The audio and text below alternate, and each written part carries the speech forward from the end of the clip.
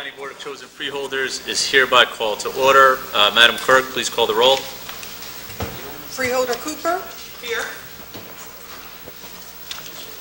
Freeholder Graham? Here. Freeholder Johnson? Here. Freeholder Luciano? Here. Freeholder Mercado? Here. Freeholder Pomares? Here. Freeholder Vice President Richardson? Here. Freeholder Sebo? Freeholder Sebo? Here. Freeholder President Gill? Here. Can I ask that we please stand for a salute to the flag and ask Vice President Richardson to lead us in the salute. I pledge allegiance to the flag of the United States of America and to the republic for which it stands, one nation, under God, indivisible, with liberty and justice for all. Can I ask that we please remain standing for a moment of silence?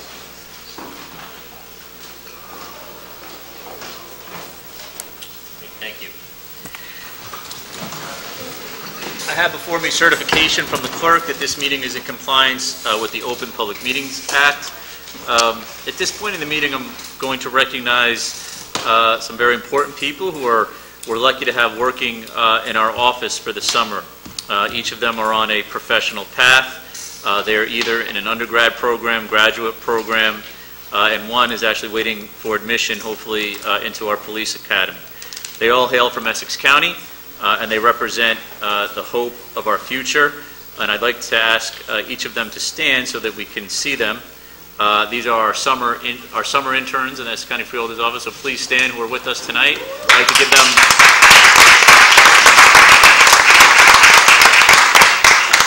a round of applause. Thank you for serving with us this summer. I had the opportunity to meet almost, I think, each of you and to speak with each of you, and really just an impressive group, and encourage my colleagues. You have the opportunity to spend a little time with each of them this summer. So again, thank you, and thanks for being here tonight, and we look forward to seeing what you do in the future. Thank you so much.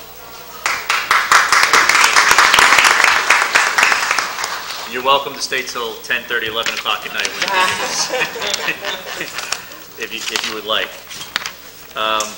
Madam Clerk, are there any transcripts to be approved? Mr. President, there are two.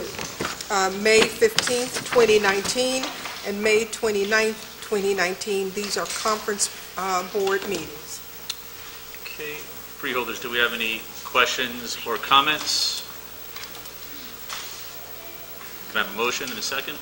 Motion. Second. Moved by Freeholder Cooper, second by Freeholder Pomares, or Mercado. Roll call, Madam Clerk. Freeholder Cooper? Yes. Freeholder Graham? Yes. Freeholder Johnson? Yes. Freeholder Luciano? Yes. Freeholder Mercado? Yes. Freeholder Pomares? Yes. Freeholder Vice President Richardson? Yes. Freeholder Sebo? Freeholder President Gill? Yes. So moved. Okay. Thank you, Madam Clerk. Madam Clerk, are there any topics of discussion tonight? Mr. President, there are none. Okay. Let's move to the public comment session. Tonight's meeting is a combined conference board meeting, and we will vote on every item on the agenda. So if there's any member of the public who would like to comment on any issue, whether it is on the agenda or not, you will have one opportunity to speak. Please come to the microphone, state your name and affiliation for the record, and you will have 3 minutes to speak.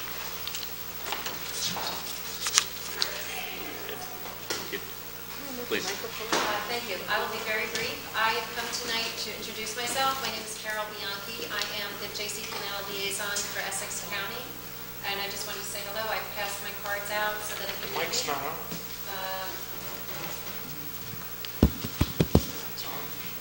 on. Okay. Shall I? Carol Bianchi. I'm your JCP&L representative to Essex County. I'm happy to be working with you. I've provided my cards with my phone number if you should need me. We have an OEM JCP&L meeting coming up on, it's scheduled for July 11th, and I just wanted to stop by. It's nice to be back. I used to live in South Orange, Maplewood, and I look forward to working with you. Thank you. Thank you. Thank you for being here tonight. Good evening. I'm very thrilled that if you look at number 40, you have the resolution commemorating June as Adopt a Cat Month. This is a first step, bold step in Essex County, and I want to thank you because you're putting Essex County first. Passaic County was terrific because you know what they did? They cared about their seniors and people that needed cat food in need. They developed a cat food bank, the first in New Jersey. Essex County, let's go. And again, this is for every one of you freeholders, but I'm going to give it to the president. This is Lucky the cat. He was adopted by the president because he's going to start to make a bold difference in making a difference of adopting a cat and stopping one cat in 4 years, 20,000. Really quick, because my time is going to be up. So, there was a kitten that they found. It was dying in Newark. They ran to Clifton, paid extra money because the weekends, you know, you go to a vet, it's extra money. They were giving it oxygen.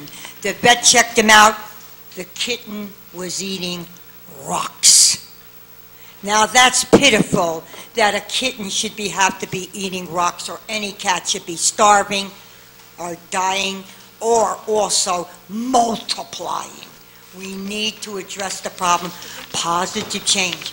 Every one of you are the bold steppers to make a difference for our community cats in New Jersey and Essex County, putting it first. Thank you again.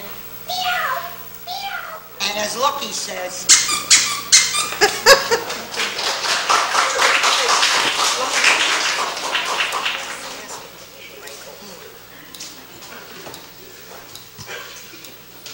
Good evening, freeholders.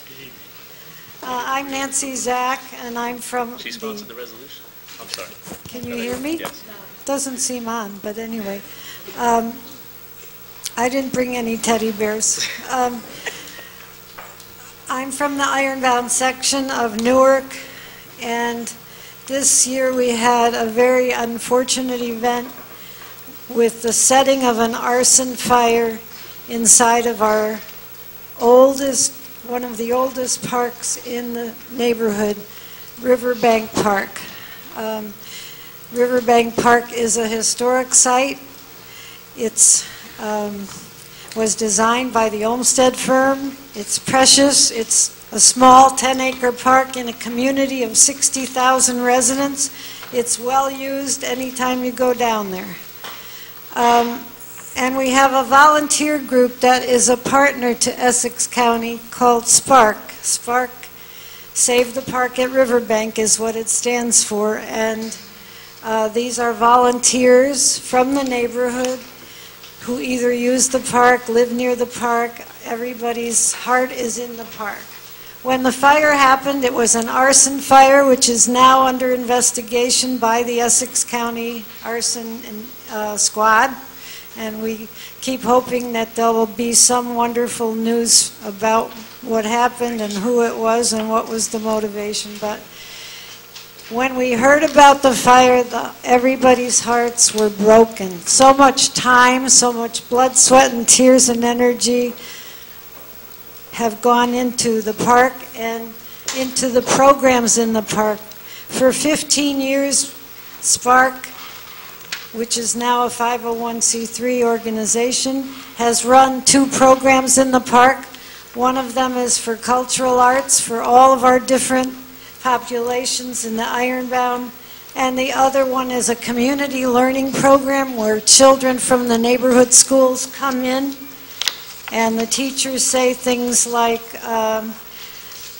this was the most informative, exciting, and enjoyable trip of the year. That's a teacher from Lafayette Street School and street school teacher. They learned how to care for their park so they can enjoy it for years to come. 30 seconds. Oh, 30 seconds.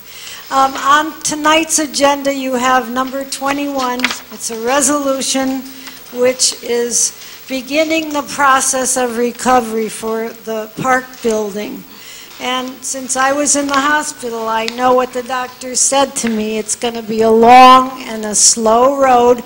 We know that you can't work miracles overnight, but we hope that you will move the process as quickly as you can, possibly, because we are counting on having the building back. And we thank you for moving this, for taking the first steps tonight.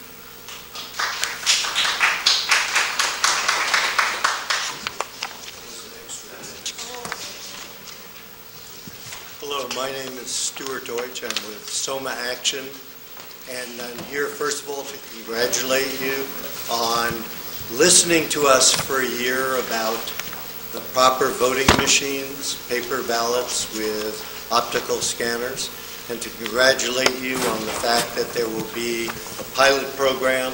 I believe it's going to be in Montclair during the next election. But let me urge you that we have a fully effective pilot program, which means properly training both the poll workers and the voters in how to use machines that are obviously different from what we've been using in New Jersey, so that we can be effective and truly know how the machines will be accepted by the voting public and how it will work with the poll workers and with the staff. It's essential that everything be done to prepare properly in order to understand how the machines will work when they are fully adopted by the county. But congratulations on beginning the pilot project, and please let's do it properly. In addition, just totally by coincidence this evening, items 5 and 6, I also happen to be a professor at Rutgers Law School. So I'm delighted to see that you are considering a legal service agreement to support the work that Rutgers Law School and Seton Hall do, working with immigrant detainees at the Essex County Correctional Facility. That's the proper way for us to be working with immigrants, to offer them assistance. So thank you for supporting that, especially for Rutgers Law School, but I'll even support Seton Hall as well. Thank you very much. Thank you. Good evening. Nice to see you again. My name is Holly Gauthier. I'm co-chair of the Voting Rights Committee of Soma Action. And I, too, want to say we are pleased that the pilot program will take place, and want to support my colleagues' recommendations that when it does take place, if you're going to have a pilot, you certainly want to have it running as smoothly as possible so that you know if it's really a good program, if it's something you want to adopt, if you want to go forward with it. And in order to do that, you certainly do need poll worker training, because it's new and you're going to need poll worker training. You also need a lot of voter education for the same reason. People are used to doing the same things, so therefore, since we want to use the voting system that experts have recommended throughout the country, which is hand-marked paper ballots with precinct-based optical scanners. These are really essential. They have found to be safe, secure, and the best news of all, the most cost-effective type of voting machine that you could purchase. I did make an attempt to speak with Linda Von Nesse. I was sorry to learn that she's out on medical leave and will not be back until perhaps the earliest mid-July, because we would like to talk with her about the process of how voting systems will be established in Essex County. I bring this up for a variety of reasons. One, Montgomery County, as I believe my colleague last time mentioned, in Pennsylvania had some difficulties with their system because they did lack the the training and the voter education. They didn't have sufficient. And we of Soma Action have been investigating a lot of this voter training, or voter education and poll worker training. Would be happy to assist or make contacts or volunteer in any way that we could. We know that it takes resources. We know that resources are hard to come by, but we would like to encourage the freeholders to see that this in fact happens. I'd also like to bring up another point that I recently came across, coincidentally in the Philadelphia Inquirer, although it's taking place in North Carolina. And I can give you all this. North Carolina is, their election person has said that they really won't approve any voting machines until they know who owns the company. Because there have been, particularly in Maryland, Maryland found out that one of their voting machines that they were using was financed for 2 years by a venture capital firm of whose had a major member was from Russia.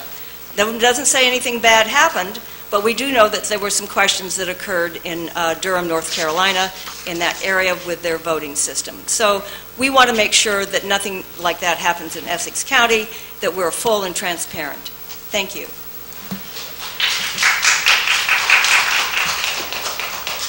Good evening. Good evening. My name is Lisa Maddox Douglas. I am a public employee who is currently working with the Division of Family Assistance and Benefits, where I also serve as the president of the Public Employee Supervisors Union. I stand before you on this evening because many of our members have issues with receiving their retroactive pay. They have not received retroactive pay for the overtime that they worked for several months, retroactive to January 2019. So we are hoping that you can lend your assistance in that to encourage the administration to ensure that our members receive their pay. I also stand before you because we have several members who are working in untenable work conditions. We have conditions that fluctuate between moldy ceilings to filthy carpet, which is kind of triggering people's asthma. And we also have the most recent thing, which is a bed bug infestation, as most recently as last Thursday and Friday, which we're still waiting for remediation with. So as you can see, we have a lot of untenable work conditions that we are expected to work in, yet serve the citizenry of the County of Essex. Finally, the morale is down. It appears that over the last 4 months that they have been having to endure with various harassment, bullying, and all of this is by administration. So we're asking if you could please step in, intervene.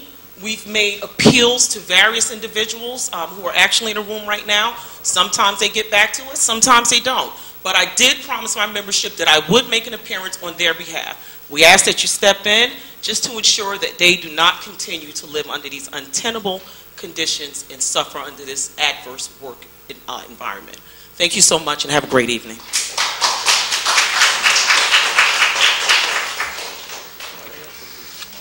Good morning. Donna Jackson, 128 Smith Street, Newark, New Jersey. Let me get this first big bullet off my chest. The graduation at Payne Tech was horrible. I called your offices and I left y'all a message. How dare us force families to separate to see their children graduate? How dare us make parents and grandparents have to decide which grandparent and which parent is going in the room where the children are, and what parent and grandparent is going in the room with the projector. Then you put the projector up, because it's on y'all, it's the county. I already cussed Joe out, so I'm going to be nice to y'all. And I called him everything but a child of God, because that's how I feel, and that's what happened. Because that's total disrespect to those 267 graduates at Payne Tech, for their family not to be able to enjoy them walking across that stage together. That we clapping in one room, and they yelling in the other room. The fact that we couldn't even see them march in, because you had the camera the wrong way, duh. So we didn't even see the kids march in. Of course I gave up my seat to my nephew's mother, because I have custody of him, but of course I'm going to let her see him, because this might not have happened 4 years ago. So it took all of us together to get him there. And you had a lot of families with that. Then you had families arguing, because Grandma A went in the room and Grandma B didn't. Y'all caused that. Last year, North 13th Street had so many, you guys rented Caldwell University. What was the problem this year? Joe gonna tell me we don't got money. I can't tell. We're putting up a new parking lot, redoing the building. You're moving 18 Rector Street. I hope you don't bring the bed bugs with you over to the new MB&A building. What's going on? I'm happy to see the contracts tonight for the ICE people for legal, but what you doing for the regular prisoners? I don't have a problem supporting the ICE program, but the regular prisoners are living in horrible conditions. The regular prisoners are sitting in there for traffic tickets for more than 30 days. We want to look over on this side, but we don't want to see the ones over here. I'm not going to let that happen. You got legal fees for them? Your public defender's office needs to do better too, and they get a contract. And they are leaving people there, okay? So all everybody's coming to the mic, talk about all the prisoners. We can't keep dividing and keep letting them divide us. We can't talk about the immigrants and not talk about folks that are in there, because there's some people in there that don't need to be in there. And we're doing nothing to eradicate that. I hope you all saw the Central Park, because that goes on every day. in Essex County. Lastly, I see a whole lot of money here for citizen action and all them officers that don't do nothing. All this rent money, all this mortgage money, and people still losing their homes. The TRA payments for the county, I told you guys this 2 years in a row, you have done nothing. People now have non-payment of rent on their credit because y'all sitting here not allowing the county to pay their portion of the rent. Time's up. So when I go to court and I'm in Mr. Richardson's home and that county portion doesn't come, you guys got it where the homeowner can't sue the county, but they're suing me for your portion. Fix it.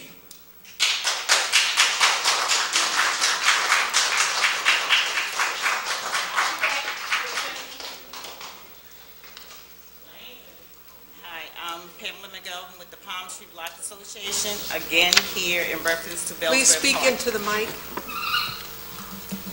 My name is Pamela McGelvin, advocating for Bellsbury Park in Newark, New Jersey. Again, I'm here advocating for the fact of some things that we need. I have a petition here with over 100 names on it just for the fence to go around the park. And that's just started the petition the 1st of this month. Then I see where everyone say, oh, well, Joe tell me he don't have money, but I'm looking over here where Riverbank Park is getting sold $87,000, Westside Park being approved for $250. But what about Bellsbury Park? Okay, we asked for some sprinklers of water. I think the last time I came up to the mic, and I'm sorry, good evening, everyone. Bellsbury Park don't have this. Kids was going to Linden to the water park there. Okay, they shouldn't have to. They can't, and the kids in that neighborhood can't get up to Boylan Recreation. They don't have transportation to get there, you know. But you keep telling me you don't have money. Okay, and then another thing, the senior building. I have wrote to Dan. He has said I can use it, you know, whenever I get ready, just let him know. Fine. I did that. I asked for the 22nd of June and the 20th of July. He didn't confirm until the 21st of June. So I said, no, I had to cancel out on the 22nd because I didn't know what was going on. Okay, and like I told Dan also, you go anywhere else, they had a game there Saturday over the weekend, 2 games. The cars are parked all inside the park. No signs are there. Garbage is everywhere. And you would think that the county sheriff or somebody would have rolled through there, but they don't even come. You know, when we rolled through there, my husband and I was like, oh my God, I can't believe this. There's no sign, there's nobody there to let them know you can't do this here. But since they've been doing it for so long, it's like, you know, they just throw it, you know, it's trash. You have to put the sign. I asked Dan, he said he would do it. But when? You know, and another thing, I partnered with someone else in reference to the children's food program. The partner is Treehouse Cares. I partnered with her. She took the class because I wasn't able to did all the paperwork. 30 seconds. Everything that's needed to be done. Dan has said it was okay. Then he postponed it because they had to do an inspection there. Okay, so now we had to give the program to UVSO, another community, because he said seniors may come back there. He's not sure. So there's another building going to wind up be sitting there for what? You just fixed one. Now you got another one sitting there over 20 years. It's not. Let's be fair. Stop giving us Band-Aids. Rufus, speak up for us. You right there. You know what's going on in the area. Please, just speak up. Help us out. You know what's in the area. You live in the area. Thank you.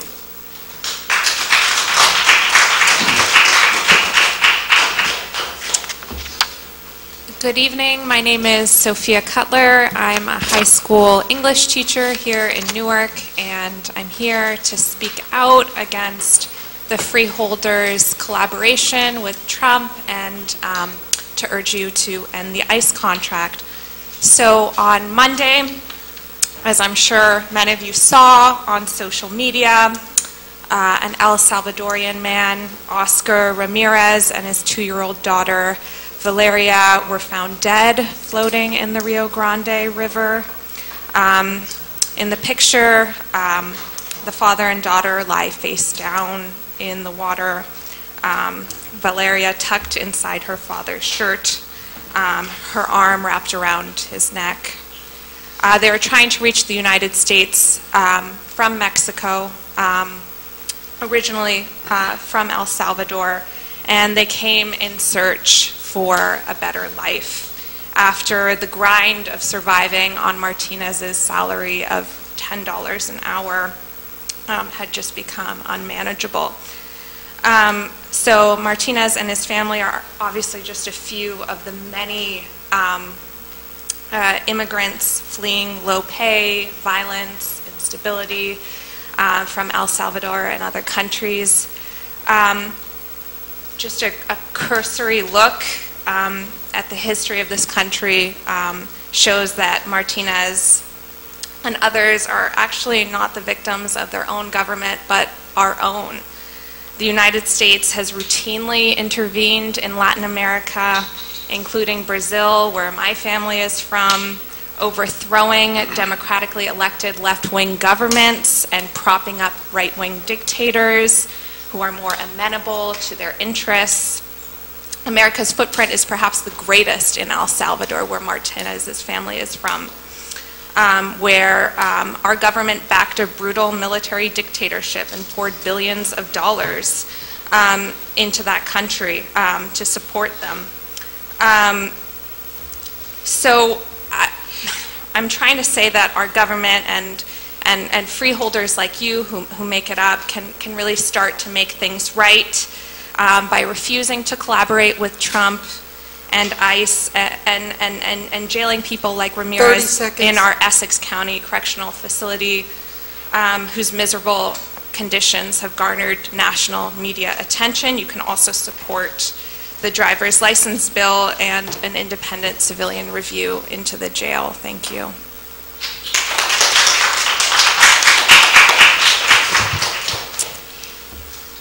Good evening, freeholders. My name is Whitney Strube. I live here in Newark. I have attended many times to speak against your collaboration with ICE, and so instead of further elaborating on that theme, I have 3 questions that I'd like to ask you, and I would like a formal response to this.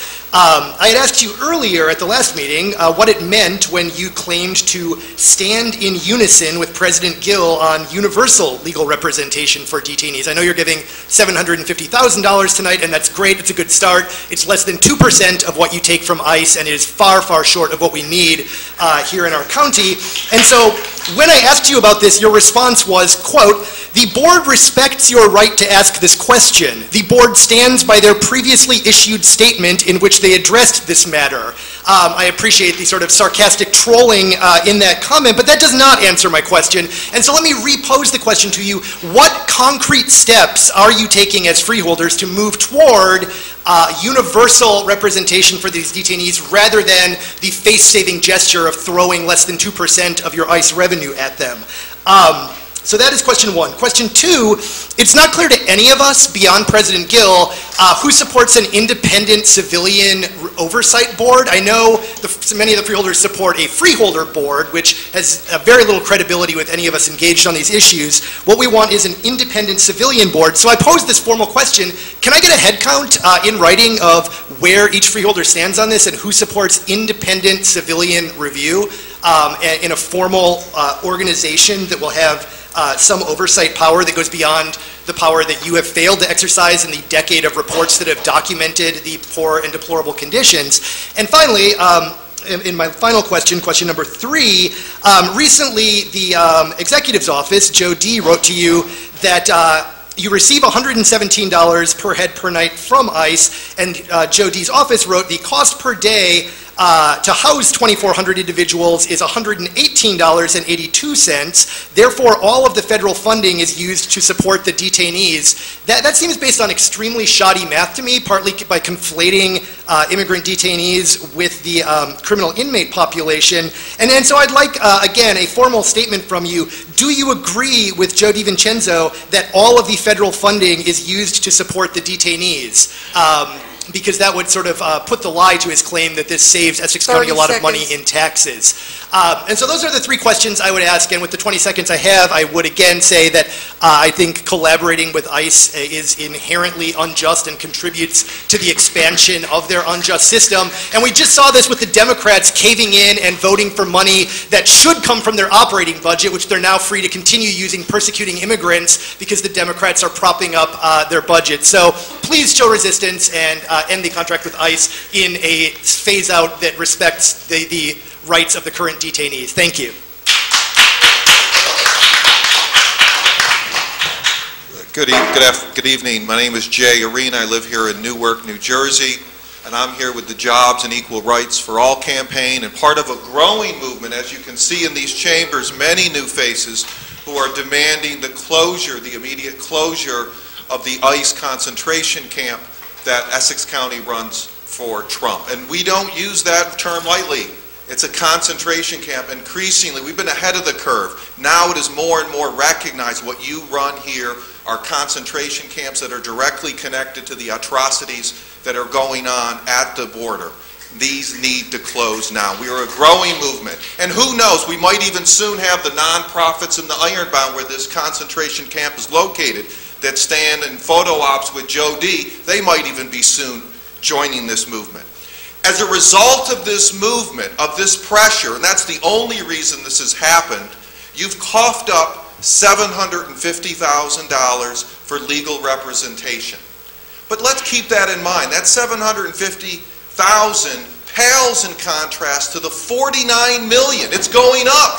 You're rolling in the dough. The latest numbers coming from Rebecca Panico's study. $49 million in blood money. And then on top of that, you talked about your minimal millionaire's tax that Mr. Gill's client, Mr. Murphy, Governor Murphy proposed. $500 million, a little bit of a tax, much more than what you're hauling in your blood money. You could get rid of that, right? But what happened? It was all a game.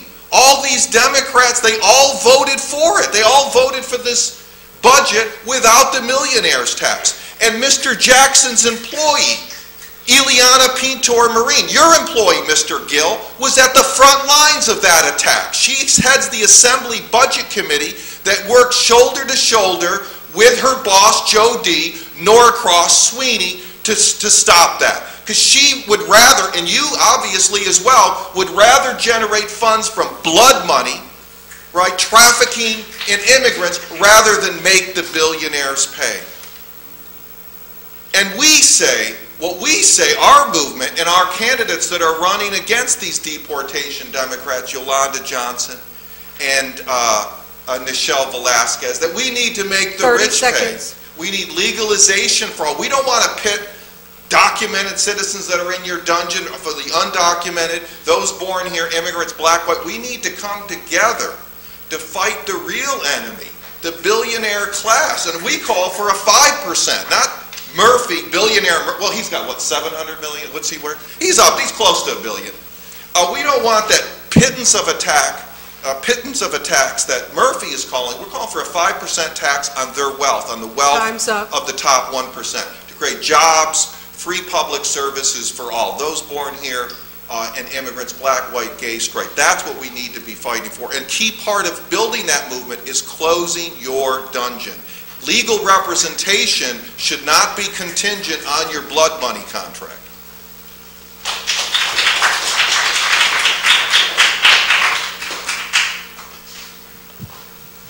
Hi, my name is Link Bella Hughes. They, their, them pronouns. I live here in Newark. Just like the folks who came before me, I implore you to end the ICE contract. It's oppressive, and as Jay stated, about somewhere between, I guess, 49 million and 43 million is sort of the money that is accumulated through the oppression of detained people. Folks who, either most or all, came to this country looking to authentically self-affirm a better life for their self, most likely being pushed out of a country that experienced some type of systematic immiserating conditions created by what this U.S. empire does when it practices imperialism in other countries to establish, capitalist conditions for mass profit making, right? It pushes people out of their home, it creates violence in the everyday level, and that's why folks are coming here, by and large. So I'm all in favor of legal aid being shared evenly for each of the people who are detained. I mean, I don't know if you've done the math to try to break down whether $7,500,000 is enough to cover all of the detainees, or if this is just sort of a deflection to try to avoid, some of the radical demands that we're making, which is to immediately abolish the ICE contract, which to me is very reasonable because the possibility of having a housing amendment put into that contract, so when it is terminated, the material need of housing for newly freed people could be met. I mean, let's say, tonight you passed the resolutions for $7,500,000. That leaves about, $42.25 million that's coming directly from the oppression of folks who are detained. So my question, which I would like a formal written response from, is can that incredible remainder, if it's not going to be redistributed so that there could be an even amount of representation for folks who are currently detained, can that incredible remainder be distributed to fund the housing need of all detained people once they're freed? To me, that's, like what Thomas Paine would call common sense. I can't see anybody in this room who would disagree with that. So please, I'd like that question in response. And as I've been trying to help you to understand, 30 seconds. The sort of massively unequal society that we live in operates in ways that takes your humanity away every day. It works, in my reading, to deconscience you, to think that it's okay for you all to allow harm to happen within the governing structure that you have been elected to manage. So please, find a way to heal and to rehumanize and to realize that you are participating in the direct harm that's happening in that facility.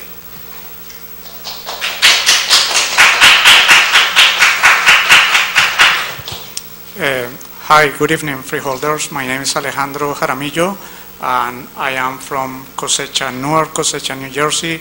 I am a former graduate of Rutgers Newark and NJT, and I am here to support my colleagues in demanding that the ICE contract gets canceled.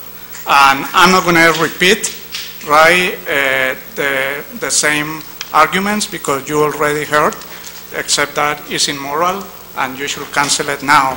But I'm here also to ask you about a different subject. The subject is the driver license bill. The driver license bill that is stalling in the legislature and that has been promised in New Jersey for about 15 years. In 2015, you passed a resolution in favor of this bill. The bill did not move. It got reintroduced again last year, and then the legislature played tactic delays again, as in the past, and then reintroduced it later last year. It has passed 6 months, and the bill is not moving. So I am here to request this body of Essex County freeholders to send a letter to Assembly Chair Craig Coughlin, to Senate President Sweeney, demanding that this bill moves forward. I already sent an email with the request to Mr. Kylo, and asked him to pass the information to you. I have here some information for you to take a look, to make copies in case you don't know why this bill is good, But this is something that should not be political. This is good policy. For example, according to this report put out by New Jersey Policy Institute, it says that the New Jersey driver's bill will generate $21 million in revenue in 3 years for the state. Now, 1 year and a half has passed, so we lost already $10 million. According to this study, it says that it will generate about $90 million a year in sales. So we already lost $45 million, And if it doesn't pass this year, then we are going to keep losing money. The roads will be less safe, also, the public safety will not be improved, and families will keep driving with fear. As a matter of fact, a few weeks ago, 3 weeks ago, 2 immigrant fathers were detained by ICE for not having a driver license, and they were detained. To this day, I think one is still detained, the other was let free, but this is not something that our hard-working immigrant community has to suffer of driving without fear, going to work every day, right, for not having a driver license. So I leave this with you. Thank you.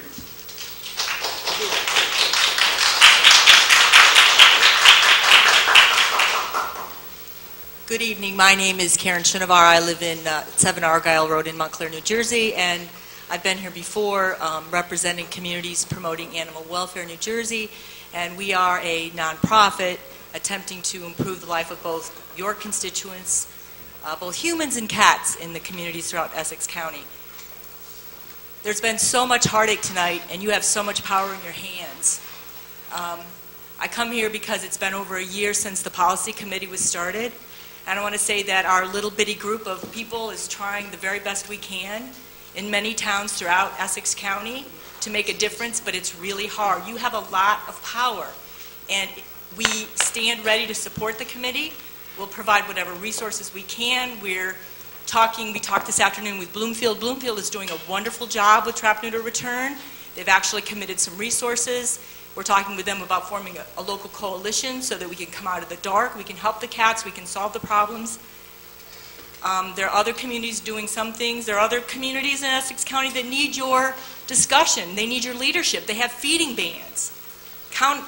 Communities that don't want to let people feed, although they'll feed anyway. It's kitten season. 75% of all kittens who are born outside die. It's hot. They don't have water. They don't have food. We're trying to do the best we can. We have as many resources as we can to offer, but if we could please somehow support the policy committee and get you to act a little bit on the TNR resolution you passed in the fall of 2017, it was wonderful, wonderful words on paper.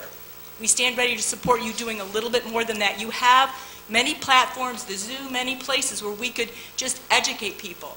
When I talk to people about if I spay and neuter one cat, we're using a grant from another nonprofit in New Jersey to help 30 cats in East Orange right now, because there's no resources there.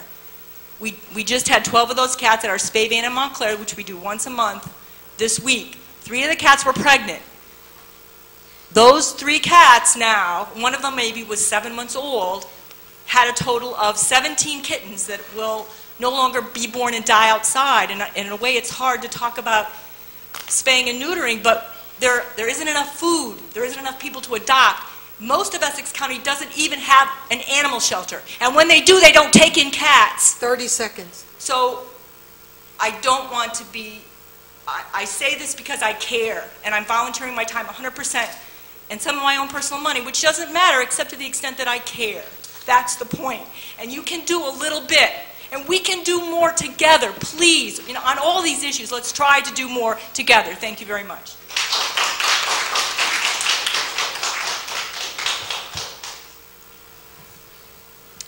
Good evening, Freeholders. My name is Mary Rizzo. I live in Newark, New Jersey. Of course, I've come and spoken before you many times in the past, and I'm here again to talk to you about the ICE contract and to urge you to phase out this contract. I want to start actually by saying how much I appreciated the words of the woman who spoke earlier, who talked about the necessity of thinking about the immigrant detainees in the Essex County Jail and the criminal inmates as part of one system. And I want to say I wholeheartedly agree, and I think it is critical that we think about this in terms of mass incarceration, which is a system that we need to end, and we have to get our county out of the incarceration business. I do want to thank the Freeholders tonight for the first step towards universal legal representation, which is the $750,000 in the budget. I think we are all very well aware that this is a drop in the bucket, that according to estimates by nonprofit organizations in the state who know this really well, universal legal representation for the detainee population would cost more like $14 million. So $750,000 is a little bit of a start, but we really need to do much, much more. And until we phase out this contract, truly having legal representation for the detainees is the only humane and moral thing to do. I want to switch gears a little bit and just make one other point, speaking less about the sort of moral issues and more about the political issues here. As many of you know, tonight is the first debate for the Democratic primary candidates, and our own Senator Cory Booker will be participating in that debate. And I think it's been really interesting to watch how poorly Cory Booker is doing in the primaries. I think he's polling at like 2%. And on Twitter, and I'm on Twitter a lot, I see New Jersey Democrats just raking him across the coals constantly for his association with Norcross, with Sweeney, with Joe D. And I think it's because it's become pretty clear that Cory Booker has always pretended to be a progressive, but he's really not, right? He's really a centrist. And his true colors are showing now. So I wonder what you all think about this. You're all politicians. Some of you may have higher political ambitions as well. And I think what we see happening with Booker is indicative of the move in New Jersey towards a more progressive Democratic Party. 30 seconds. And so I would say to you all that not only is it the humane and moral thing to do to phase out this ICE contract, but it may also be the politically expedient thing to do for you if you want to keep your jobs or move into other positions in the state. Thank you very much.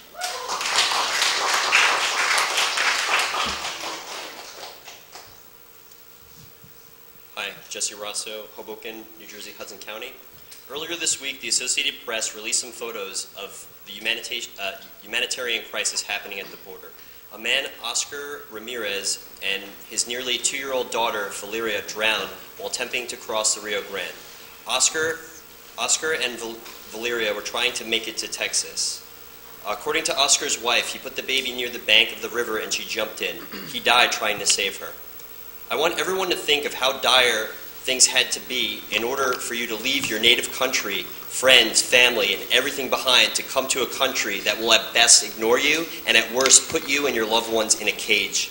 If you support these policies going on at our border, it is the moral equivalent of putting your foot on that little girl's neck and holding her down until the bubbles stop. You killed her.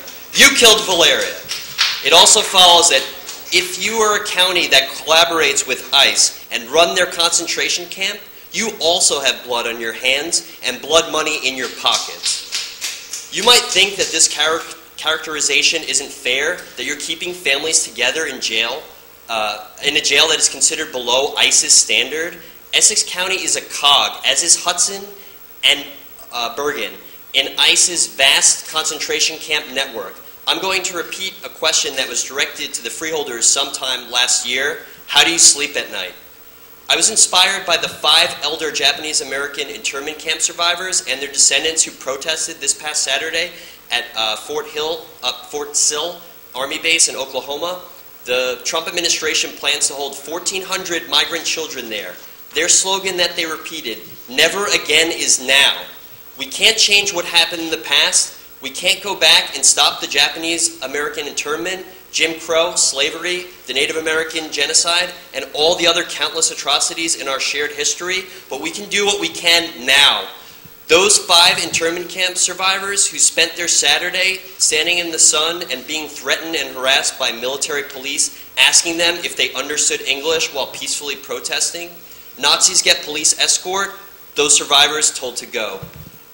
Today, workers of the furniture company Wayfair walked out in protest when they found that beds their company produced went to furnish the child concentration camp. The workers of Wayfair did what they could, where they could, when they could. 30 seconds. Just like the grassroots opposition to this contract right in this chamber.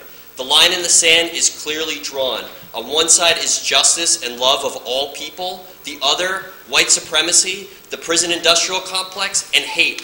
We know which side degenerate Joe DiVincenzo stands, so we ask you to take a stand for justice for all people. Solidarity knows no border, does not distinguish between foreign and domestic prisoners. End this contract now, close the prison, shut it down.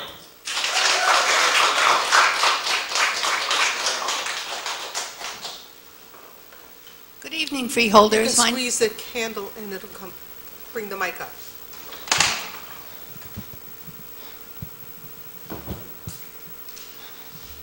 Thank you. Good evening, freeholders. My name is Kay Sherwood. I work with Karen Shinovar at Communities Promoting Animal Welfare, New Jersey. I want to follow up on her remarks and ask for the answers to 3 specific questions, and we've got them written out. If you want to take them. The first question, because we've heard a little bit about this but don't have any answers yet, is are there funds in the 2019 county budget for TNVR, that is trap, neuter, vaccinate, and release activities? Second question, if so, what amount has been approved and for what purposes? And the third question is, what specifics are included in the budget language about distribution of such funds? Or, if this is not specified in the budget, what departments or offices in county government will be responsible for determining how approved funds will be distributed? As Karen told you, our business is TNVR. We are saving cats every day. And in the 2 years of operation for Sepaw, New Jersey, we have spayed or neutered just close to 900 cats. Thank you.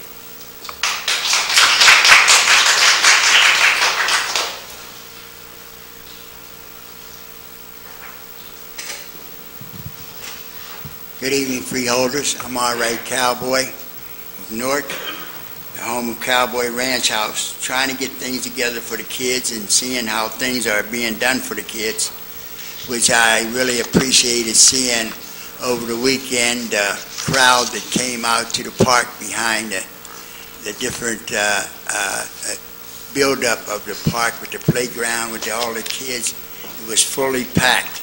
In fact, you couldn't even get a parking space in the park. It was so loaded, even though it was up around the grass. It took you half an hour. I was talking to some of the maintenance. It took them a half an hour just to get some of the garbage out of it. They couldn't get the garbage fast enough to move around. And this is what I was talking about. In a park is being built up for the kids and for recreation, for a lot of it, especially the summer activities. These kids are not in school, and like on a Saturday, that parks is not being opened up early enough. The kids are coming through them, I counted over hundreds, between 8 o'clock and 12 o'clock, which you have the people coming, opening up the playground on a weekend at 12 o'clock, when these parents are home, maybe on the weekend, and bringing their kids out to the park to burn up some energy, and they can't get in the park. And you should see the battle that the parents are having with the kids, trying to tell them why the park isn't open.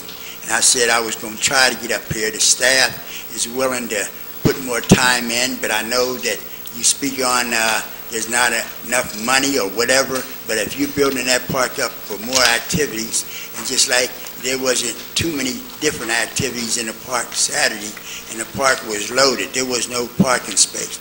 And the police, I don't know how the police would be able to get around through that park when the parking is like it is and the movement is like it is. And this is where I was saying that it would be good if, and I know that it would work, if they had mounted units instead of those cars where they could get adjusted all over the park and they could see more.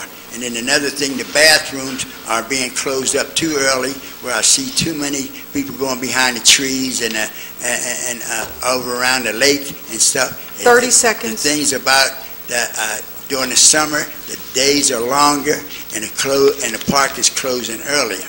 Now that isn't right. Now I think that just behind, I've seen some of the politicians, the freeholders down there at the fairs, and they didn't even appreciate using the bathrooms at the potholes. But if they can put more party holders down there. Time's up. And I'll be back again to talk about it more. Thank you.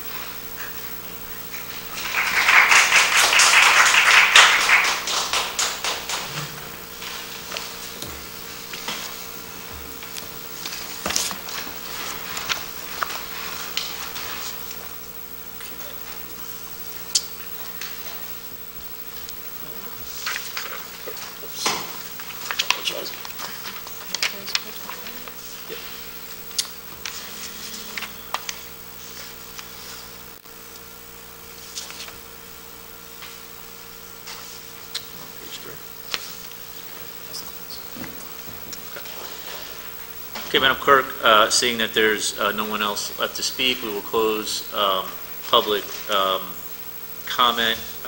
As always is our practice, all of the questions asked of the board will be answered in writing. Specifically, there were some specific questions put on the record tonight that I will answer myself right away. I will absolutely write a letter on the driver license bill.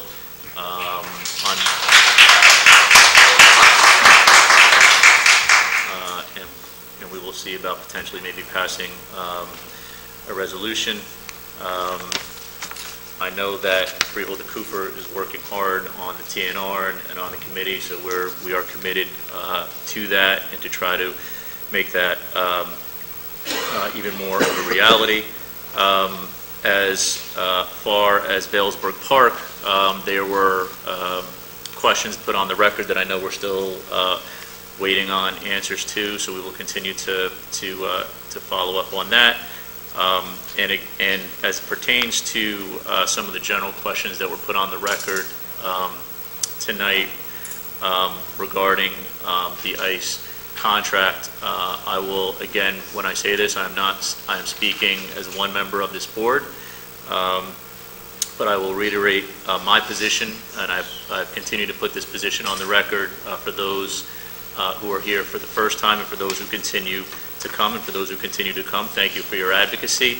I am fully committed to a responsible wind down of this contract, number one.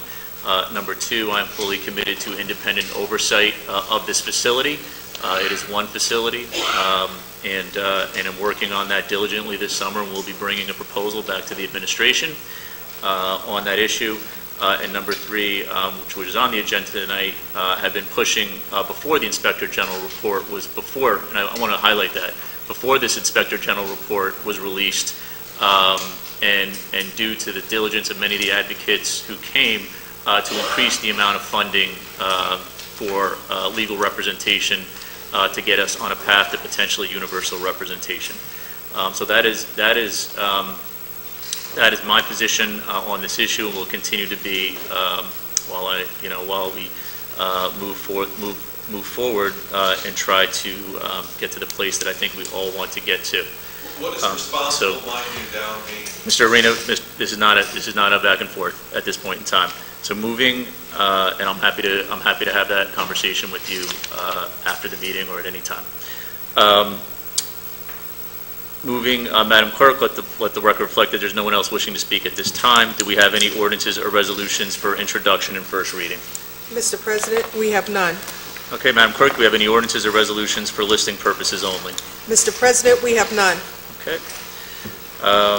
Okay, Madam Clerk, let's move to resolution number 1, which is an advice and consent nomination for appointment of the certified chief financial officer.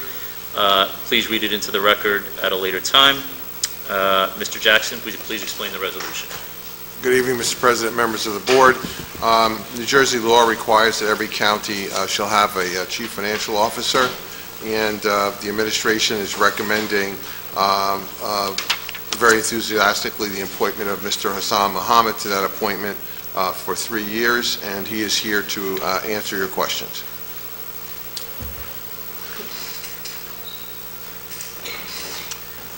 Good evening, Mr. Mohammed. Would you like to make an opening statement?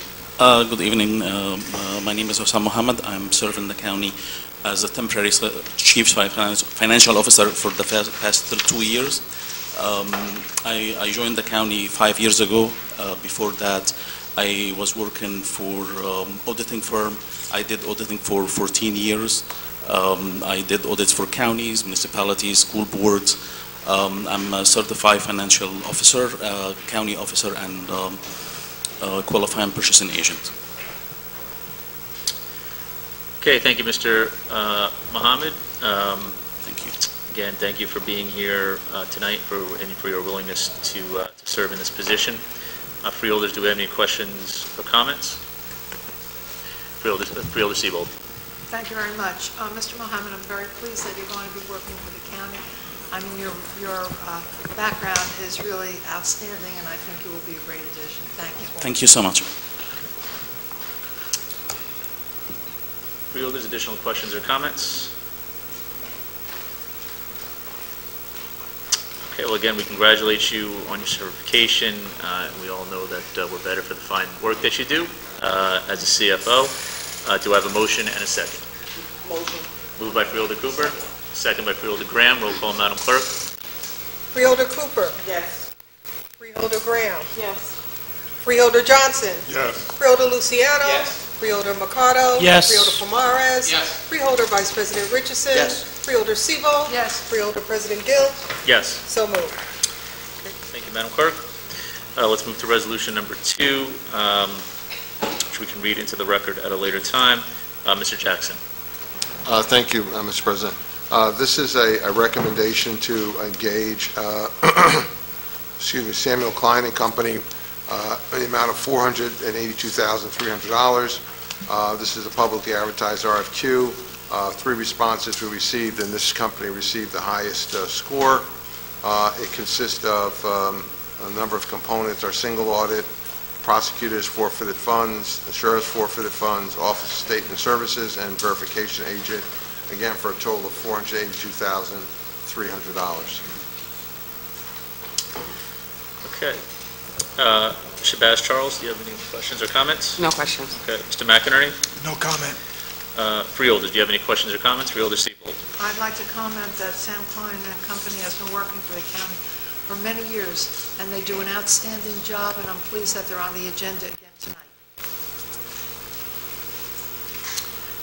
Thank you, Freeholders. Questions or comments? I'll move it. Moved by Freeholder Sebo. Second. Second by Freeholder Mercado. Roll call, Madam Clerk. Freeholder Sebo. Yes. Freeholder Vice President Richardson. Yes. Freeholder Pomares. Yes. Freeholder Mercado. Yes. Freeholder Luciano. Yes. Freeholder Johnson. Yes. Freeholder Graham. Yes. Freeholder Cooper. Yes. Freeholder President Gill. Yes. So moved. Thank you, Madam Clerk. Moving to resolution number 3. We can read it into the record at a later time. Mr. Jackson. Mr. Serio is here, Mr. President, to address this item. Good evening, George Serio, Division of Housing and Community Development. Resolution tonight is to submit 3 applications through the action plan. Community Development Block Grant totaling $5,196,315. That is the program that benefits 18 of the 22 communities, basically for infrastructure improvements that benefit low, moderate income people. There is a small component under the program that allows for 15% to be allocated towards public services. Those are delineated in the matrix attached to the resolution. Secondly, the Home Investment Partnership Program, which is the Affordable Housing Development Program. That application to HUD is for $1,081,898. That will be for the development of affordable housing in Essex County. That program, those dollars are last in, meaning that a developer must have all their other funding sources in the form of firm commitments before the county can commit funds to a project.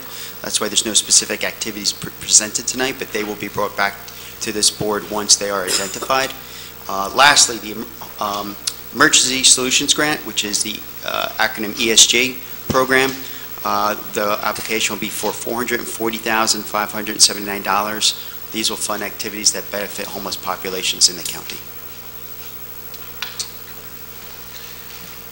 Mr. Bass Charles. No questions. Mr. McInerney. No questions. Freeholders, any questions or comments? Do I have a motion and a second? So moved.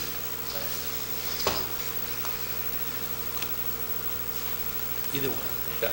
So moved. So moved. Freeholder Mercado. Second by Freeholder Graham. Roll call, Madam Clerk. Freeholder Cooper. Yes. Freeholder Graham. Yes. Freeholder Johnson. Yes. Freeholder Luciano. Yes. Freeholder Mercado. Yes. Freeholder Pomares. Yes. Freeholder Vice President Richardson. Yes. Freeholder Sebo. Yes.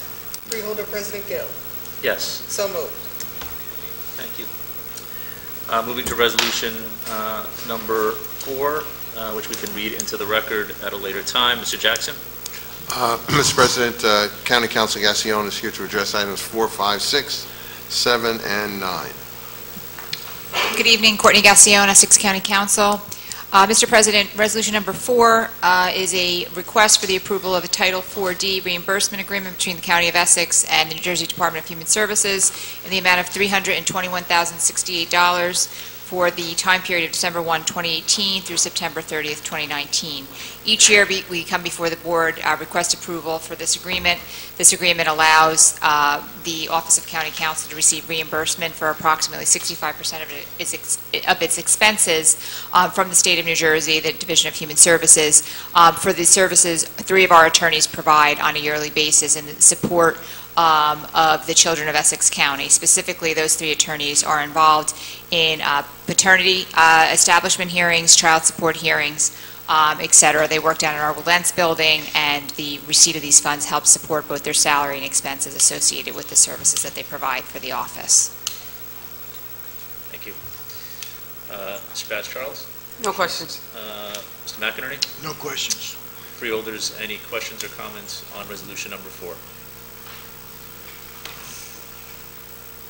Have a motion? Moved by Freeholder Pomaris, second by Vice President Richardson. Roll call, Madam Clerk. Freeholder Sewell. Yes. Freeholder Vice President Richardson. Yes. Freeholder Pomaris. Yes. Freeholder Mercado. Yes. Freeholder Luciano. Yes. Freeholder Johnson. Yes. Freeholder Graham. Yes. Freeholder Cooper. Yes. Freeholder President Gill. Yes. So moved. Madam Clerk, moving to resolution number 5 through 7, which we can read into the record at a later time. Mr. Jackson.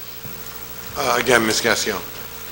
Thank you, Mr. Jackson. Mr. President, resolutions 5, 6, and 7 are all a request by the board to approve the legal services agreements for Seton Hall University School of Law, Rutgers University School of Law, and Legal Services of New Jersey. This is a grant agreement in the amount of $750,000 to provide for the legal defense of immigrant detainees that are housed at the Essex County Correctional Facility. Each of those 3 individual service providers will receive a proportional share of the $750,000, $250,000 each. The county is set to fund the Legal Defense Fund as of July 1st, which is this coming Monday. The $250,000 will be provided to each of those 3 entities to enhance the legal services that they already currently provide at the Essex County Correctional Facility. As has been previously discussed with the board, each of these 3 providers currently are in the Essex County Correctional Facility providing legal defense for our immigrant population there.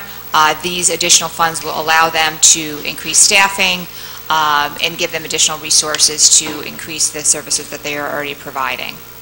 I also have a representative from each of the 3 providers here if there's any additional questions. Sure. Could we have them come to the Of course. microphone?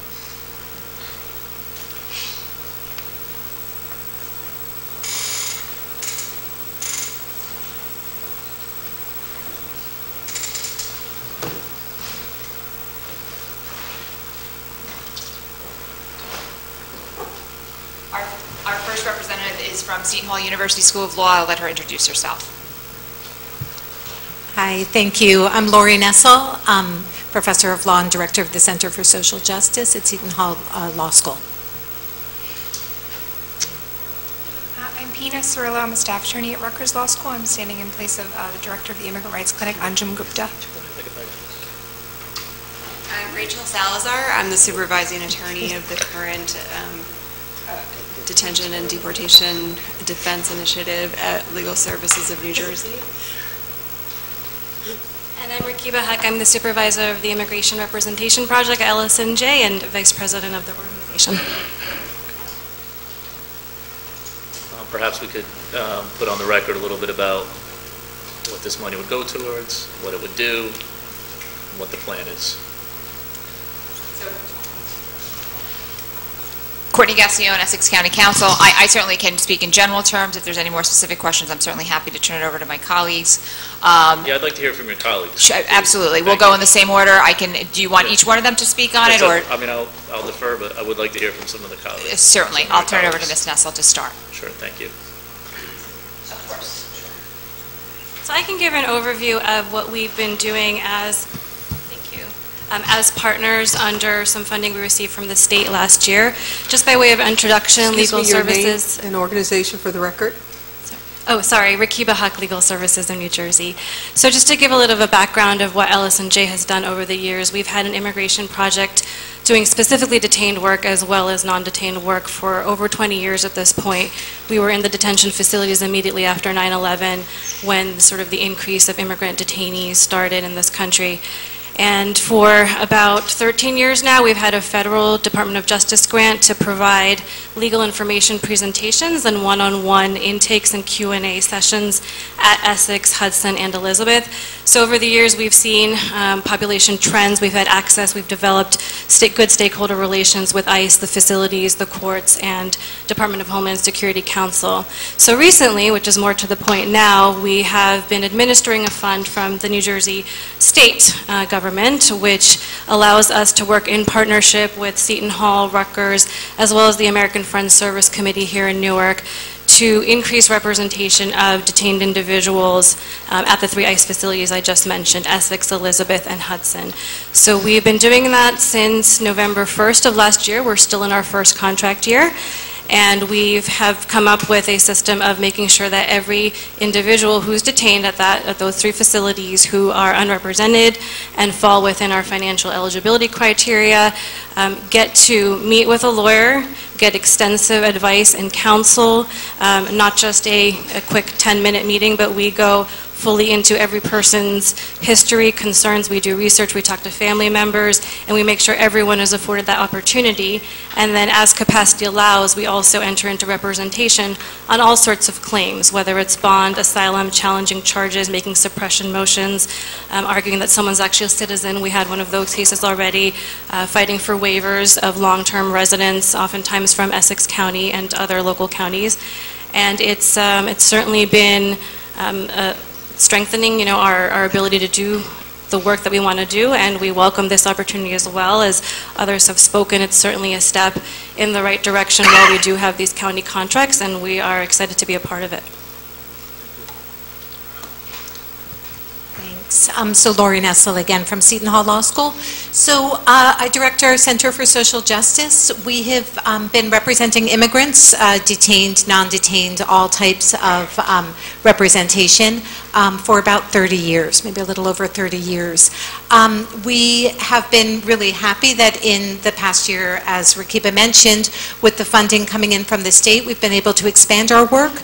And so in addition to our clinical programs where we are both representing immigrants and trying to expose and train a new generation of lawyers to go out and do this work, we've also been able to add on what we call a practitioner in residence, basically a full-time attorney that is 100% devoted to being out in the detention centers representing immigrants. And as Rakiba mentioned, the results, although it hasn't been running for that long, have been incredible. We had done a study on looking first at the difference it made to have counsel for all immigrants certainly, but particularly the detained immigrants, and we're really seeing it play out. The difference is incredible in terms of people's ability to understand if there's relief that's available, to seek the relief, to get out on bond, to win their cases, ultimately to come back to their families and their communities. So we're really excited and very grateful for this move, what we hope is a move towards a model of universal representation in the future,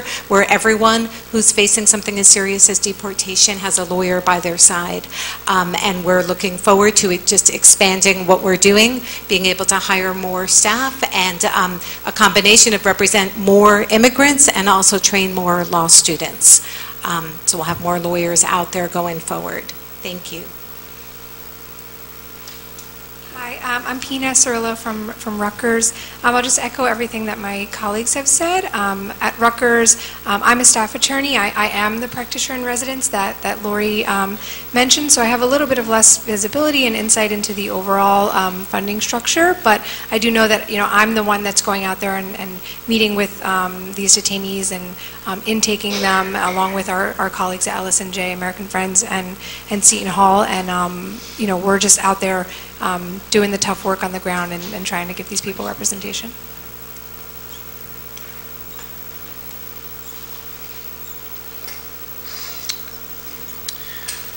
Okay, thank you. We will take all of these together. Ms. Shabazz, Charles, do you have any questions or comments? Just one question. Are the law schools, the detainees are being represented by an attorney, although the students are assisting, is that correct? Yes, that's correct. Okay, thank you. No other questions. Mr. McInerney? That was the same question I had. We talked about the interns at the leadership meeting and the role they play. Right. Thank you. Freeholders. Freeholder Seabold and then Freeholder Cooper. Thank you. I'm very happy that these 3 items are on the agenda tonight. I think it will be a real help in terms of what is happening, and I'm glad they're willing to put in the time and energy and work to put forth this effort. Thank you. Should I move it or should I wait? I think there's additional questions and comments. Freeholder Cooper? Thank you, Mr. President. I'm equally excited that the administration has pushed out these resolutions in the timeline that we laid out, that you said you would do it a couple months ago when we had that hearing.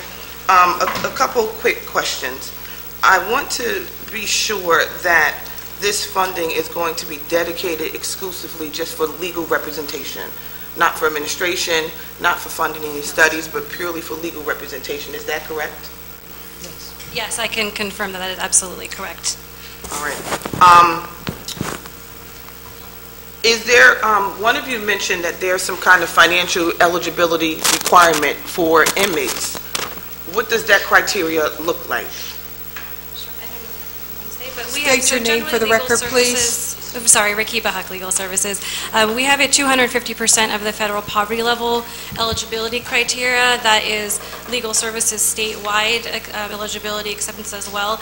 To be honest with you, I don't think we've found anyone who falls outside of that or above that at the facilities, but that's where that number is from. And one last question.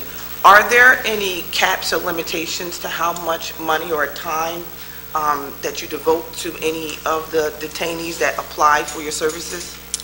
As long as we accept a case for representation, we are under full ethical obligations to zealously pursue all legal claims, so we absolutely would not put a time or money cap to help a client once he or she is our client.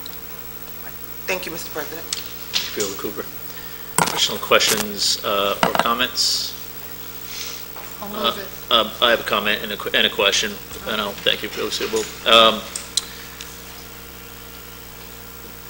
So first and foremost, to thank the administration for moving this on this timeline. I think there's a couple of things, Freeholder Cooper, to follow up on your questions that I know, and I know he's not here this evening, but I know Mr. Parlavecchio worked very closely with the administration and the county council on this, about the metrics of how we would evaluate the effectiveness of this program. This request, as it's important to note, came from the board, and I stress this for a reason, well before the Inspector General report was released. So I think this was important to the board, even prior to that report, to try to get us in this county to universal representation. And one of the things that I will commend both the administration on is, and our council, it was finding a way to figure out a way to get this money to the point of attack. One of the reasons that we are working, and I think that we decided to work with the organizations that you see here tonight, is because, one, they are there, and two, that we know that there are minimal administrative costs associated with how the money will be spent. I think it's important also to note that that as part of this agreement, we will get data back, from the people who are participating, and $750,000, while I agree, is a small amount of money in terms of the grand scheme of what we are taking in on this contract. To put that $750,000 into some perspective, the entire statewide program in the state program is roughly about $2.1 million for the entire state. And for Essex to take this first step to put $750,000 is a big deal.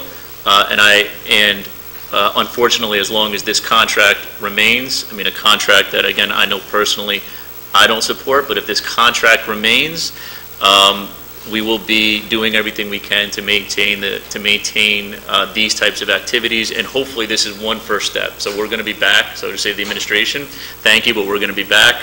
We're going to want to see the metrics from our providers about how this is being used, the way it's being used, how many cases, et cetera, which will allow us to evaluate it, and hopefully be able to show that this was something that the county should be doing and should be doing for some time, if we need to.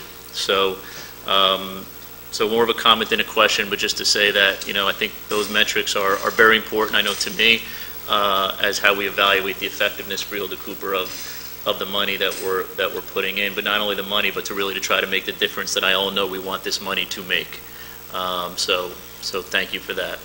Mr. President, yep. if I may, sure. Thank you. Yep. Just two comments, and just to clarify, when we talk about administrative costs, none of the administrative costs relate to this administration. So there's none of the $750,000 will go to charge to any cost that the administration has at all. This is a pure grant to the organizations. Yep. And secondly, I think it's fair to say that going forward, that the county executive has indicated a willingness to work with the board on this issue going forward and the amount of funding. So I think that's a worthy conversation. Absolutely.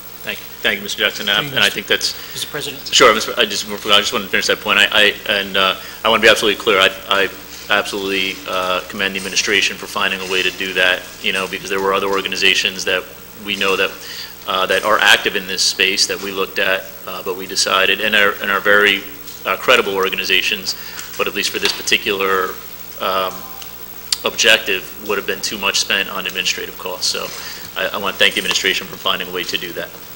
Mr. Mercado. Yes, I also echo your sentiments, and I also want to thank the administration for their quick response in bringing this issue before us. I'm extremely pleased that we have Legal Services and Seton Hall and Rutgers who have been doing the work to join and collaborate with us to provide the services that we know this population dire needs. So I look forward to the work that's being done and moving forward in the next budget, looking to hopefully increase that as well. So thank you. Additional questions or comments? Seeing none, Freeholder Siebold, I think, wanted to move it. Do we have a second? Second by Vice President Richardson. Roll call, Madam Clerk. We're taking resolutions number 5 through 7 together. Freeholder Cooper. Yes. Freeholder Graham. Yes. Freeholder Johnson. Yes. Freeholder Luciano. Yes. Freeholder Mercado. Yes. Freeholder Pomares. Yes. Freeholder Vice President Richardson. Yes. Freeholder Siebold. Yes. Freeholder President Gill. Yes. So moved. Okay, thank you. Okay, thank you. Resolution number 8 has been withdrawn by the administration. Moving to resolution number 9, we can read it into the record at a later time. Mr. Jackson. Ms. Gassion. Thank you. Courtney Gassion, Essex County Council. Resolution number 9 is a request for the board to approve the purchase-sale agreement between Essex County College and the Essex County for the purchase of the Essex County Police Academy. As the board is aware, the county has been operating the police academy since January 1 of this year. We took over that operation from the college under the terms of a lease agreement, which had come before the board earlier this year for approval. The purchase price on the property is $6 million. It will be paid over the course of 4 years in an installment sale structure, 1.5 each of the 4 years. The first payment will be effective July 1 of 2020, and then each of the 3 consecutive years on July 1 after that. The anticipated closing on this property is July 30th of this year. So we will close in approximately 1 month, with the first installment sale payment being made in July of next year. The operations will be, we anticipate, seamless, given that we've been there since January, and we have already have classes that have gone through under our operation, and we will continue to operate as we have been since January with, no anticipated hurdles to overcome. This is merely just a pro forma purchase-sale agreement to allow the county to take ownership. Okay. Mr. Bass Charles? No questions. Mr. McInerney? The only question I had, we brought up at the leadership meeting, was in question the environmental issues that were found at the facility and how we're dealing with those. So, as the board may be aware, the Essex County was actually the owner of this property prior to it being taken over by Essex County College, so we did own this property for a significant amount of time. Any environmental issues we would have been aware of then. The current environmental issues, the only concerns we have had have been with regard to the remediation of any lead that's results from the shooting range and the bullets that are utilized there. We've worked with the college. They have a filtration system that's in place there to remediate any lead exposure that exists from that, and the college is actually responsible for making sure that remediation is completed before the purchase has been complete on the closing date. All right, so you'll have some proof back that's been resolved? That is correct. Okay, thank you very much. Okay, thank you, Mr. McInerney. Freeholders, do you have any questions or comments? Moved by Freeholder Luciano. Second. Second by Freeholder Mercado. Roll call, Madam Clerk. Freeholder Sebo. Yes. Freeholder Vice President Richardson. Yes. Freeholder Pomares. Yes. Freeholder Mercado. Yes. Freeholder Luciano. Yes. Freeholder Johnson. Yes. Freeholder Graham. Yes. Freeholder Cooper. Yes. Freeholder President Gill. Yes. So moved. Moving to resolution number 10, we can read it into the record at a later time. Mr. Jackson? Mr. Coltrane. Mr. President, this is the resolution from last time. Pardon me. This is the resolution from last time, and there were some questions by the freeholders regarding the diesel, and the owner of the company and the representative, Bob Hoover, is here to answer any of your questions. Mr. Hoover?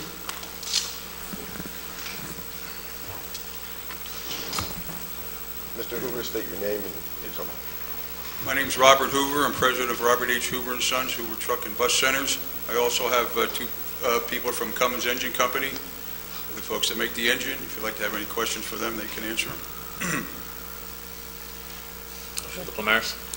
Thank you, and I appreciate this opportunity because I think one of the points that we wanted to clarify last time when we had this meeting was the relative cost of buses, and unfortunately when we go out for bid, on the surface they may all look the same, but what we were asking for specifically were the more efficient diesel engines. And can you give us an idea, a sense of how these engines work, how more efficient they are than just a few years ago, and what is the relatively cost today versus your base model diesel engine?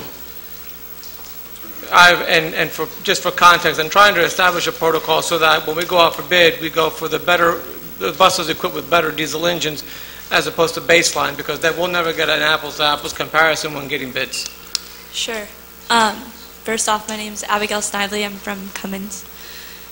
And the question is about the efficiency of the diesel. So you have what is called the B67 in your school bus engines. So they've done a lot in recent years. Basically, the first iterations of emissions was in 2007. And since then, they have continued to become more aggressive, obviously. The biggest of which was in 2010, and then also in 2013. So if you look to the nearest model year EPA, that's EPA 2013. And we had about an 8.5% increase in fuel economy on the base engine alone for the B67. Obviously, this is dependent on ratings, applications, how much idle time you're having. You guys are going to be out here in the city, so you might have a little more idle time than, say, someone in rural Indiana, right, going through Marion County. So it's going to be a little different. You might not hit exactly 8.5%. But the biggest switch we did from EPA 2013 to EPA 2017 was we went from a switchback to a single module. So basically, you have your base engine, and then you have your exhaust system. So the exhaust system went from EGR, to DPF to SCR. Now it has everything all in one. And the old switchback model was very large. It was us, keeping up with emissions. And then in 2017, we went to a single module, which was, for the B67, 70% smaller and 30% lighter. So right there, you're seeing efficiency gains. And it also has an increased DPF ash capacity, so you're getting better passive regens, which means you're breaking down less. You have more uptime, right? Hopefully that's the idea. The B67 is, in general, we kind of call it like the blue jeans of America, like the classic engine. It's been around forever. It's in the Dodge Ram. It was instituted in 1984. They went from a 5.9 liter to a 6.7. They've done a ton of engine improvements, and in 2017, we actually didn't have to change the after treatment to hit emissions drastically, but we changed it for serviceability and for increased uptime and efficiency. So there's a lot of things we did on the base.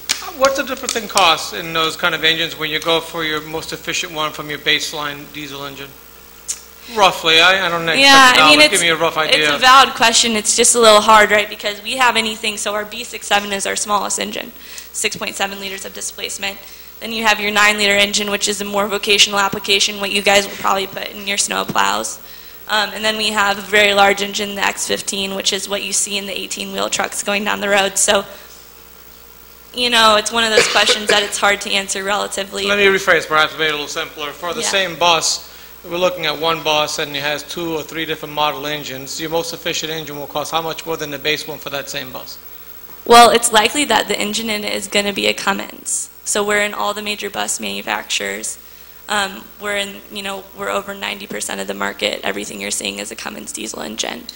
And your other options would be, gasoline and propane, which those have their own. I'm not as knowledgeable there, right, because I'm diesel only.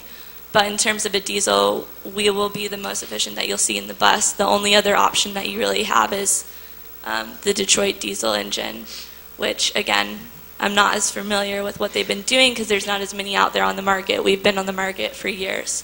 So we've really just been fine-tuning the product that we have. And we're still the market leader because of that reason. Right. And I guess why I'm asking really is because we want to set an example, obviously, for doing as much clean efficiency energy as possible. Sure. And secondly, I think if we put out to bid, any bus, you can go back one with Allison engine. Engine X and engine Y. Engine Y will come as a much dirtier and a much cheaper option. Yeah. And if we don't ask for the right criteria, you're going to get these 2 buses, obviously, and a more efficient one will come in at a higher rate. And so that's what I was asking administration is that maybe in our checkpoints we're looking for that higher efficiency diesel product, so that way when the bids all come in, they all come in as the same kind of, they're all coming with the same kind of requirements and specs that we're looking for. We are, in terms of diesel efficiency, right there. But the question that you're asking, I think, applies more to if you're trying to get into alternative energies, which when you talk about that, you get into other situations. Say you wanted to go, natural gas, something along those lines, and you have to talk about fueling stations, and you have to talk about the feasibility of that and all the infrastructure involved. I'm okay with the diesel. I just want the cleanest diesel version out there. We are. Some are still not we as are the clean. cleanest. Yes, we hit all those emissions that you guys need. Great, and we appreciate that. And I just want to make sure that when we purchase all of our vehicles, that we strive to get the cleanest engines possible, because obviously, if they do idle more in city environments, as we are, our employees are exposed to that. It's in our neighborhoods, it makes things dirty, and we want to be able to set a model for having others follow suit. So we appreciate the information that you gave us here today. Yeah. Thank you. Okay, thank you, Freeholder. Freeholder, additional questions or comments? Ms. Shabazz-Charles? No questions. Mr. McInerney? No questions. Do we have a motion? Happy to move. Moved by Freeholder Palmaris. Have a second? Second by Vice President Richardson. Roll call, Madam Clerk. Freeholder Cooper. Yes. Freeholder Graham. Yes. Freeholder Johnson, absent Freeholder Luciano. Yep. Freeholder Mercado. Yes. Freeholder Palmaris. Yes. Freeholder Vice President Richardson. Yes. Freeholder Siebel. Yes. Freeholder President Gill. Yes. So moved. Thank you, Madam Clerk. Leaving to resolution number 11, we can read it into the record at a later time. Mr. Jackson. Mr. President, Director Ortiz is here to discuss this item. Excuse me.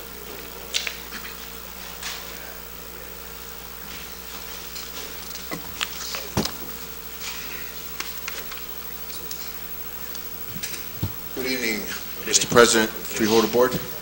I'm Al Ortiz, Director of the Essex County Correctional Facility, and I'm here to present the purchase of the metal detector. It is called the Full Body Scanner Security System that we sorely need at our institution so that we can process individuals that come under our care and custody. With me here, I have Mr. Wayne Horvath of Adani Systems that can explain and answer any questions technical questions you may have regarding that. Mr. Adani.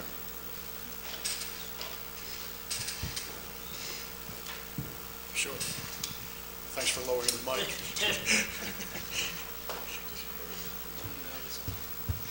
Okay. I have a height complex already, so. That's good. Be free to answer any questions that you have relative to the Your name bodies. and your affiliation for the record, please. Pardon? Yes, I'm sorry. I'm Wayne Horvath. I'm the Business Development Manager for Adani Systems. We manufacture a full-body X-ray scanner. Okay, Mr. Dash Charles? No, I don't have any questions. Mr. McInerney? No questions. Freeholders? Questions or comments? Do I have a mover? So, second? Moved by Freeholder Cooper, second by Freeholder Mercado. Roll call, Madam Clerk. Freeholder Sewell. Yes. Freeholder Vice President Richardson. President, not voting.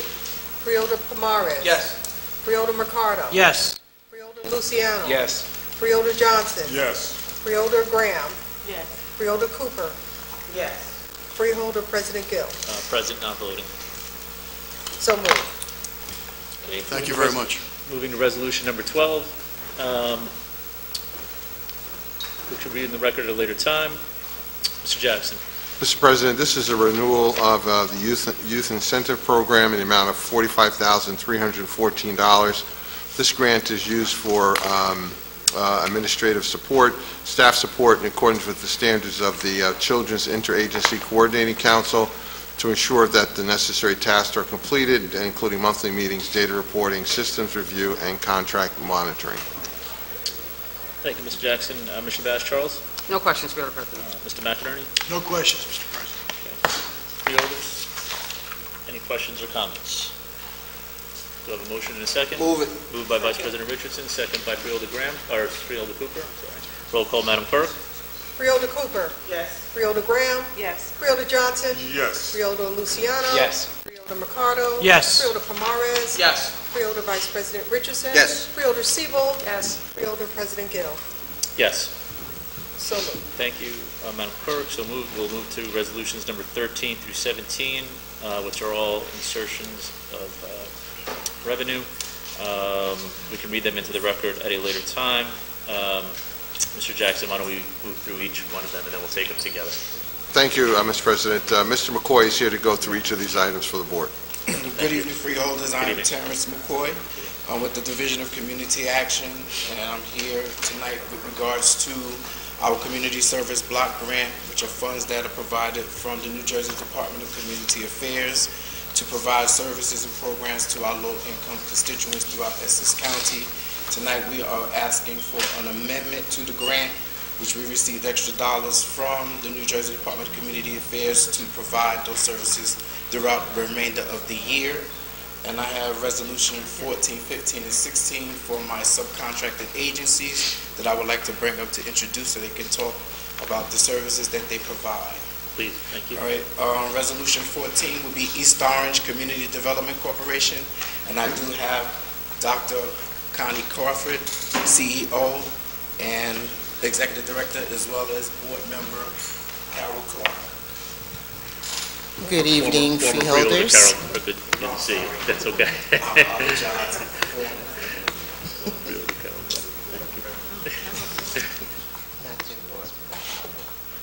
Good evening. I'm Dr. Conchita Crawford. I'm the CEO of East Orange Community Development Corporation. The programs that the CSBG grant funds through our agency programs and services are employment readiness, nutrition classes, food pantry, furniture, clothing, household items, summer enrichment day camp program, after-school tutorial program, and the list goes on. Those funds are beneficial to our low-income residents in the Orange and East Orange communities, and we are grateful to receive the extended amendment now because we've been working on the $88,000 budget from January to now. So I appreciate being here this evening in hopes that this grant is passed this evening. Thank you.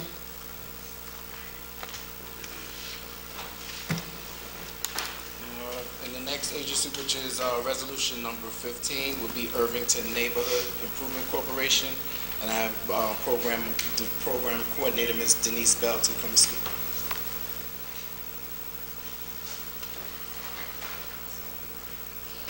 Good evening. My name is Denise Bell, and I'm here on behalf of Irvington Neighborhood Corporation. Our agency do a great deal for the seniors, the community. We have clothing, we had food bags for them. We just gave out a bunch of bags today. The seniors comes in at least 3 times a month, and we feed them breakfast, we feed them lunch. It goes on and on and on. Irvington is doing a great deal with the funds that we are receiving from CSBG, and I hope that we continue to receive the services because it's helping the community. We feed lunch to the community as well. We give them clothing. We are doing more than we ever have done this go-round, and we are very grateful for the funds, and we hope that we continue to receive these funds. Thank you. I'm Donna Darby. I'm also from Irvington Improvement Corporation. At Irvington Improvement Corporation, we consider not a hand out, but a hand up. We have many, many people who come into our feeding station, our soup kitchen. One of the things that we do is we try to engage them for wraparound services, which we offer them housing, clothing assistance, furniture, child after-school programs. So we offer a plethora of services. So those who are homeless, we also give them referrals to other agencies for legal services, what have you. So these funds would help us to continue those services.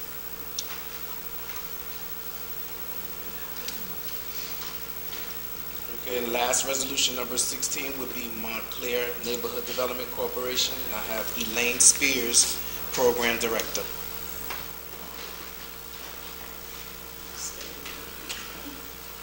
Good evening, everyone. My name is Elaine Spears. Ed Alpellum is our Executive Director of the Montclair Neighborhood Development Corporation. We're located at 228 Bloomfield Avenue in Montclair. The Montclair Neighborhood Development Corporation was founded in 1969, and we are a beacon in our community. We have the responsibility to provide services to the low and moderate income families in our area. And we're able to do that and provide all these services through various funding sources, one of which is CSBG. We appreciate past fundings. We appreciate, hopefully, future fundings. Our organization provides a number of different services. We provide housing counseling for those who are in debt, those who are on the brink of possible eviction. We have a summer camp program. We have an after-school tutorial program. The summer camp program will be beginning as of July 1st, and that program is in the evening at 5, where most camps are during the day. Ours is in the evening because we feel that most juvenile or delinquency behavior occurs during the night hours. It's a basketball camp. However, in order for the youngsters to play basketball, they have to sit in on academic classes where there is financial literacy, there is negotiation, there is character building courses, and that sort of thing.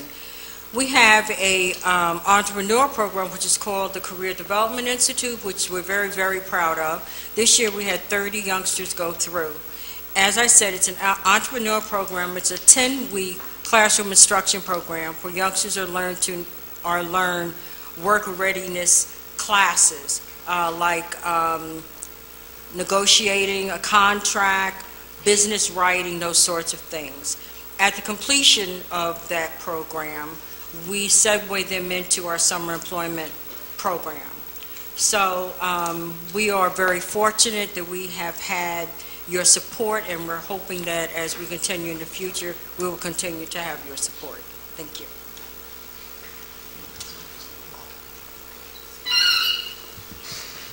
Freeholder President, through you, to clarify, when I said board member, I meant that Carol Clark is a board member of the East Orange Community Development Corporation who accompanied Connie Crawford here tonight. So I just want to clarify that. And she would like to also say something on behalf of East Orange. Good evening, everyone. Good evening. Nice to see you. And I can remember sitting where you're sitting right now when these agencies came before the Board of Chosen Freeholders. And it was always one of my distinct privileges and pleasures to vote on this particular resolution because of what these agencies do and because of the history. For 50 years, community action programs have been in existence in these United States. And it's boards and commissions all over the United States who sit and vote on their contracts. I'm just here to say to you, I hope, and I'm pretty sure that you're going to vote in the affirmative on these contracts tonight, but I'm asking you actually to think of something else. Perhaps you can think of ways that you can increase the funding to these agencies so that they can do more. The other thing I'm asking you to do is, since the census is coming up, and there are complete count committees springing up all over Essex County, I'm not certain, Mr. Chairman, Mr. President, what the county's role is going to be in the census complete count efforts. But we all know that if we can accurately count every single body, that determines some of the funding that we may be able to be eligible for programs such as these in the future.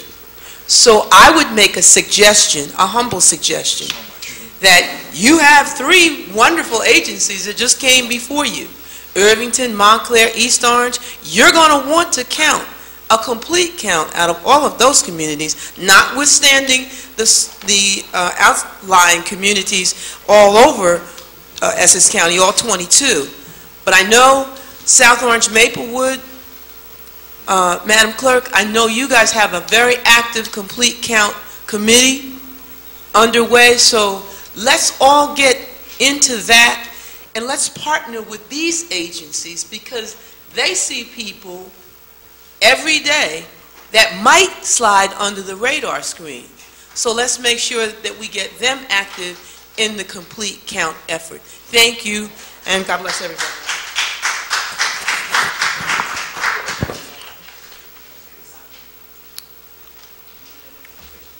Questions?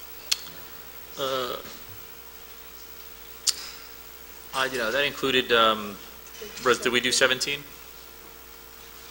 That's a different item, Mr. President. That's a separate? Yes. Okay, that's a separate item. Okay. Former Freeholder Clark, I think all of us wholeheartedly agree. Great to see you, and I think the short answer is yes. We want to figure out how to do that. Any questions or comments, Freeholders? Freeholder Cooper. Thank you, Mr. President. Just one quick one. I think you said that the DCA gave you this money last minute additional funding. Did I hear you correctly? Yes, ma'am. So if the organizations have until December 31st to spend it, if they don't spend it all, what happens? Will DCA recapture it, or will they give us an extension? Absolutely not. We will have an extension prepared for the agencies to spend down their money.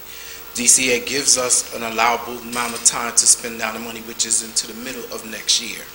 Okay, so we really have more than just the December 31st date. Absolutely. All right, thank you. I think Freeholder Cooper, just to follow up on that question, and through you, Mr. Jackson, I think we discussed in the leadership meeting that this is actually earlier in terms of this, getting this money, in terms of we're at the point in time that we're getting it. Actually, I always know we get an infusion kind of sometimes in, feels like in late November or early December. So this actually presents a real opportunity to really capitalize this year on those funds. That is correct, Mr. President. Okay. Freeholders, additional questions or comments? Counselor, did I ask you already? Final question or comments? No question. Okay. Mr. McInerney? Okay. No questions, President. Do we have a mover and a second on resolutions 13 through 16? Move it. So I think we had motion and second on this side of the aisle, Mr. Vice President, if you would yield. I Okay. know, absolutely. So moved by Started everything, got it over there. moved by Freeholder Cooper, second by Freeholder Graham. Roll call, Madam Clerk. Freeholder Cooper. Yes. Freeholder Graham. Yes. Freeholder Johnson. Yes. Freeholder Luciano. Yes. Freeholder Mercado. Yes. Freeholder Pomares. Yes. Freeholder Vice President Richardson. Yes. Freeholder Sebo. Yes. Freeholder President Gill. Yes. So Yes. moved. Okay, moving to resolution number 17, which we can read into the record at a later time. Mr. Thank you, Jackson. freeholders, all of you. Appreciate your support. Thank you. Mr. Goodson's here to answer, to address number 17, Mr. President. Okay.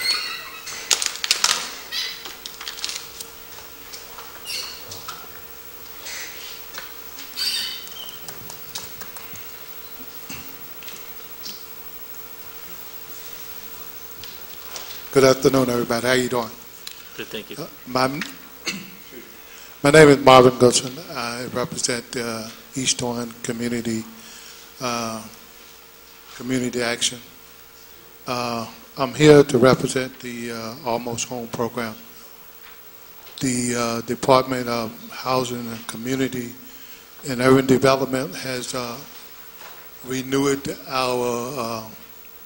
the grant for $272,000, and the grant covers young people between the ages of 18 to 24 years old that has some type of disability, and we provide a rental assistance for those young people. So I would like for you guys to approve inserting the funds into the budget.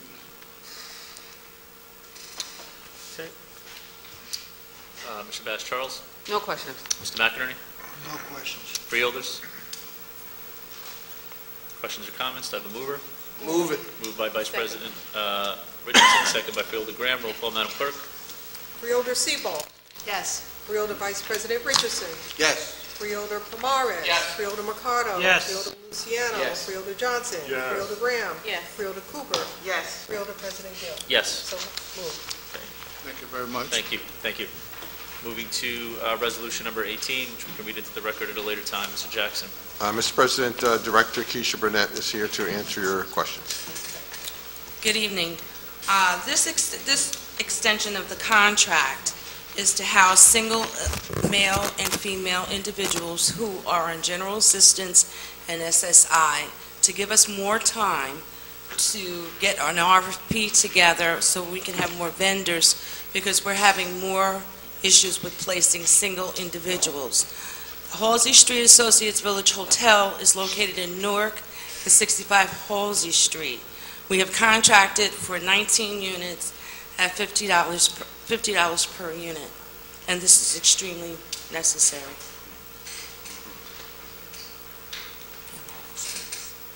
Okay. Mr. Bass Charles. No questions.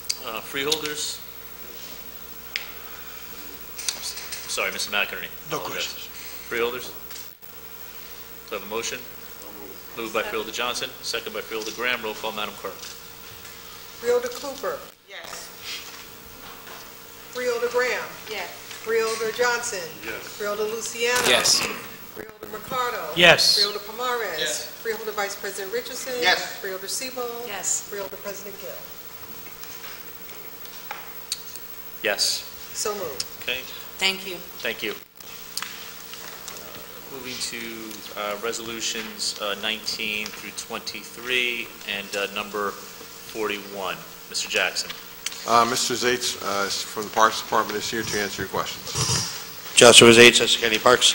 Number 19 and number 20 are related in that number 19 is the funding mechanism for number 20.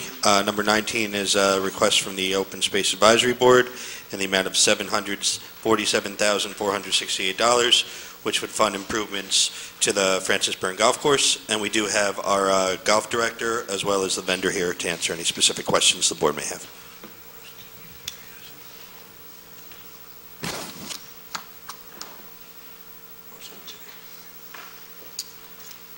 Okay. Tim Grit, excuse me. Oh, Tim- squeeze the mic right underneath. Too high. No, it's not that tall.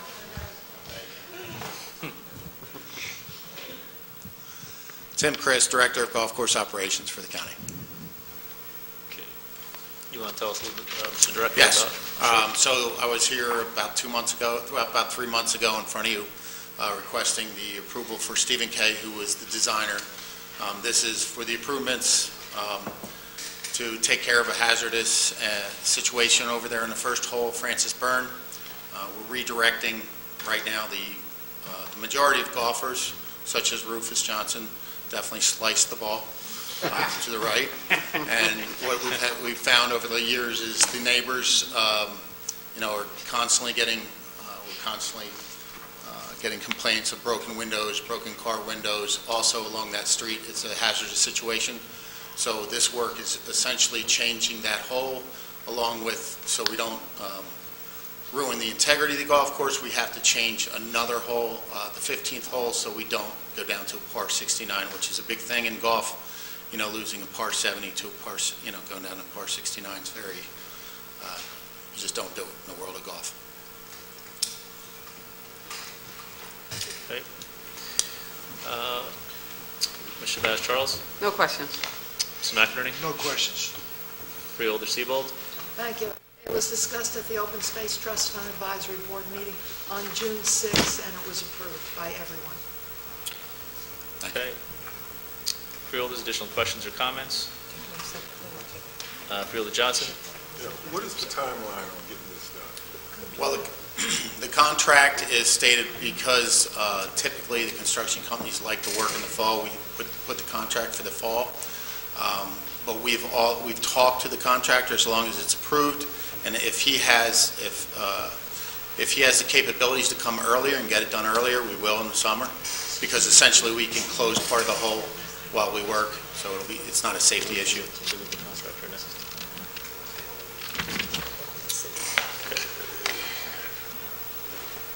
Freeholder Cooper? Thank you, Mr. President. My question is directed more so to the administration. Mr. Jackson, can you give me a report on how we've expended the open space trust funds for like the last year or two? The challenge that I'm having with looking at this is we're pulling $750,000 from the trust fund, the open space trust fund, to fund improvements at the golf course. And I get it that the golf course makes us money and we want to improve it so that more people will come here and utilize it. But the part that I'm struggling with is the woman from Vailsburg has been coming here week after week asking about improvements for her park. And I think if I heard her correctly, that she really hasn't gotten a definitive answer on how some of the improvements can take place at Vailsburg Park. So my ask would be if we could fund from the Open Space Trust Fund for the golf course, can we figure out a way to pull out a little bit more money to fund whatever the issues are at Vailsburg Park that she keeps coming back here asking for? And I think it was like fencing, small items, if my memory serves me correctly. Actually, and thank you for the question, Freeholder. We went out for bids for the fencing in Vailsburg Park because it's not just a little bit of fencing, it's a multi-$100,000 job to put the fencing around the park. So we went out for bids on that. It just came back and it's being evaluated by our Public Works Department. So it's not, putting up like a fence in our backyard or something like that. It's a lot of work. So we did get those bids back, and we'll be coming back to the board on those. But the open space, this golf course issue has been going on for a long time as well, and they're not mutually exclusive. We plan to do the fencing around Vailsburg, and we plan to make the safety improvements at the golf course. So they're moving in a parallel course. I know she was frustrated, and I understand it, but it did require us to actually go out for a bid for that, and also, you may recall, for Weequahic Park as well, because it is a substantial. I think it's I know for Weequahic, I think it's like a $300,000 job. It's probably going to be equal amount at Vailsburg, but we're going to do all of them. So we have enough money. Thank you for your response.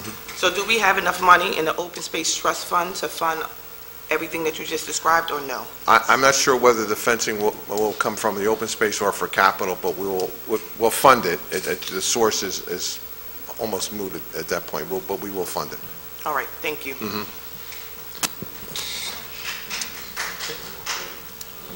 Thank you, Freeholder Cooper. Freeholders, additional questions or comments? Okay, do I have a mover and a second? Moved by Freeholder Sebo, second by Freeholder Cooper. Roll call, Madam Clerk. Thank you. Freeholder Sebo. Yes. Freeholder Vice President Richardson. Yes. Freeholder Pomares. Yes. Freeholder Mercado. Yes. Freeholder Luciano. Yes. Freeholder Johnson. Yes. Freeholder Graham. Yes. Freeholder Cooper. Yes. Freeholder President Gill. Yes. So moved. Okay, thank you, Madam Clerk. Moving to resolution number 20. Read into the record at a later time. Mr. Jackson. Joshua H.S. County Parks. Number 20 is the actual contract, excuse me, for the improvements over at Weequahic. I'm sorry, Byrne. Is the contractor here? You can do it at Weequahic. He was here. I believe he stepped in the hallway. We just went over it, it's okay.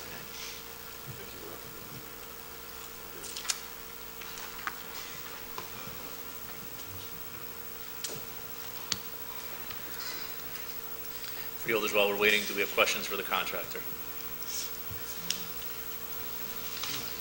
Seeing none.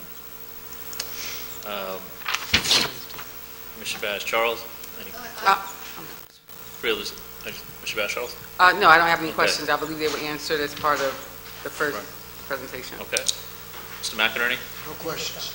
Okay. Freeholder Sebo? I would just add that was discussed at the Open Space Trust Fund meeting on June 6th.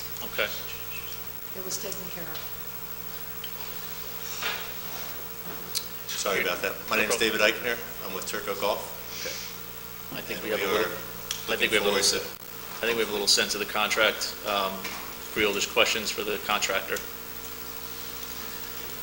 Do I have a mover and a second? I'll second it. Moved by Freeholder Sebo, do I have a second? Second by Freeholder Luciano. Roll call, Madam Clerk. Freeholder Cooper. Yes. Freeholder Graham. Yes. Freeholder Johnson. Yes. Freeholder Luciano. Yes. Freeholder Mercado. Yes. Freeholder Pomares. Yes. Freeholder Vice President Richardson. Yes. Freeholder Sebo. Yes. Freeholder President Gill. Yes. So moved. Okay, thank you. Moving to resolution number 21, we can read it into the record at a later time. Joshua H.S. County Parks. Number 21 and number 41 are related in that number 21 is the funding mechanism for number 41. It is for the design work over at the Riverbank Park. As the board is most likely aware, there was a recent fire over at the building, and it was destroyed, and we are looking to hire an architectural firm to come up with a design plan. The footprint will be the same. The architect is going to perform a survey of the area, complete the structural evaluation, design a demolition plan, landscaping, pathways, lighting, and etc. And again, that is for number 21 as well as 41. You will notice that on number 21, the request from the Open Space Board is $87,500, but the actual amount of the contract is $85,000. Reason for that is when we brought this to the Open Space Advisory Board, the initial contract amount was the $87,500, but through negotiations with Public Works. The contract was lowered to $85,000, and the additional $2,500 would just go back into the Open Space Trust Fund.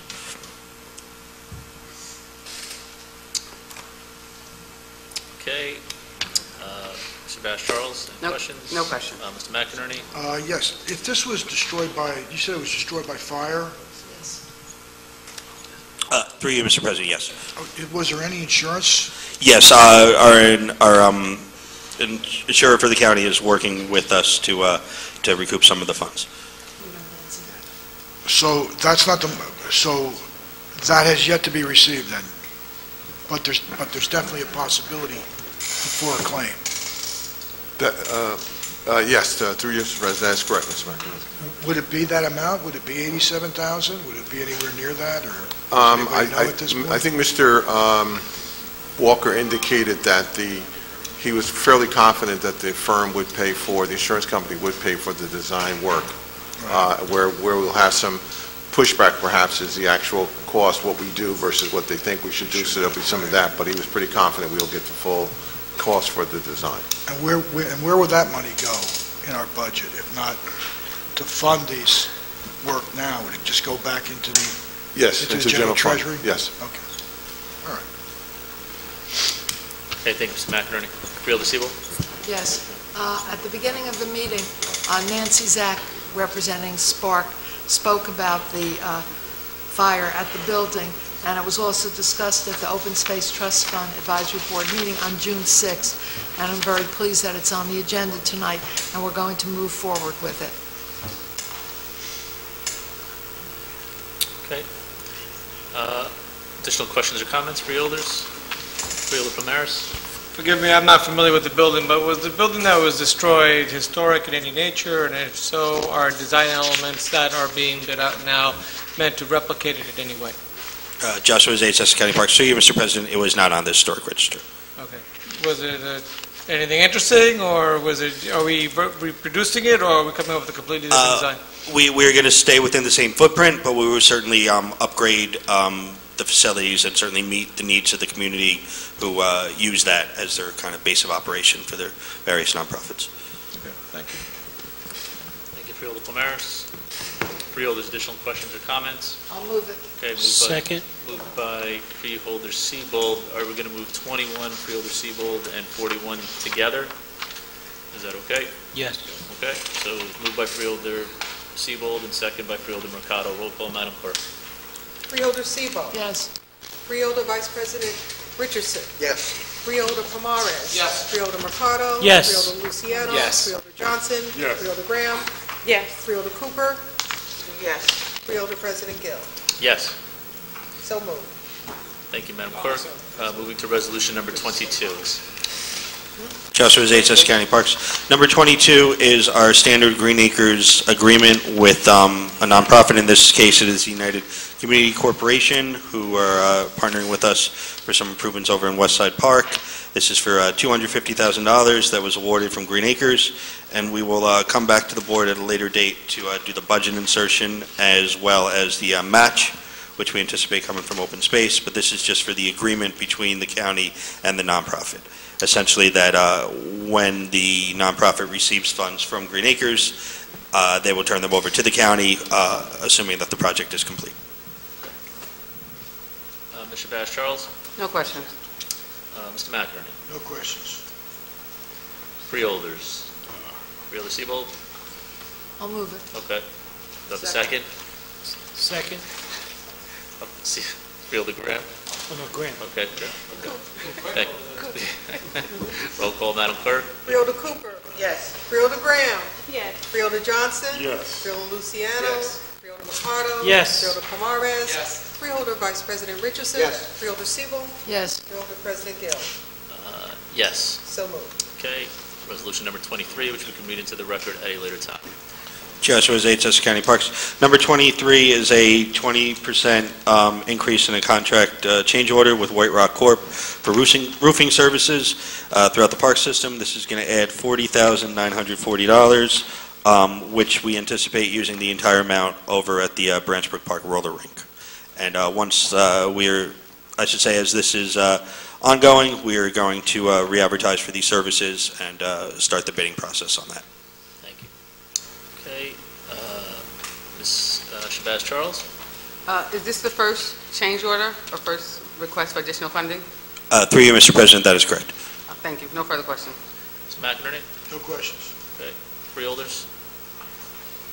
I'll move it. I have a question. Sure, Freeholder Cooper? Thank you, Mr. President. Just a point of clarity. On the memo, it says that the amount that you are seeking, I'm sorry, I moved my place, that you are seeking to increase it by, I think says 245, but at the top of the resolution, the number is a little bit different. Am I misreading it? It says like 204, and then in the memo it says 205, 245. Did I misread it?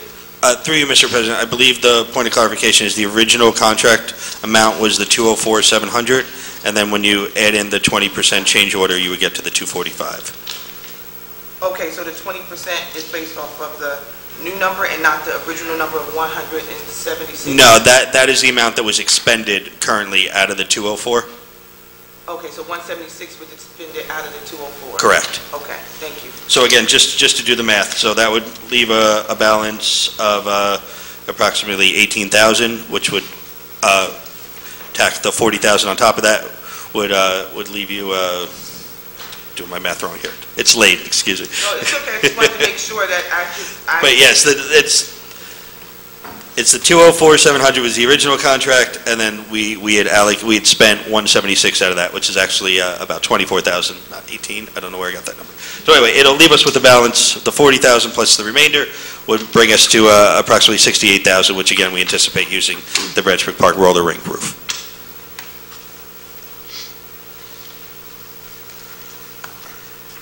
Hold on, I'm sorry, this is moving really slow. Come on, come on, come on.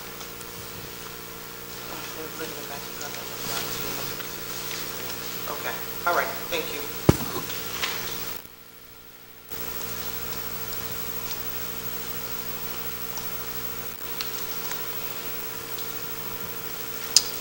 You good, Freeholder Cooper? Yes, thank you. Freeholders, additional questions or comments?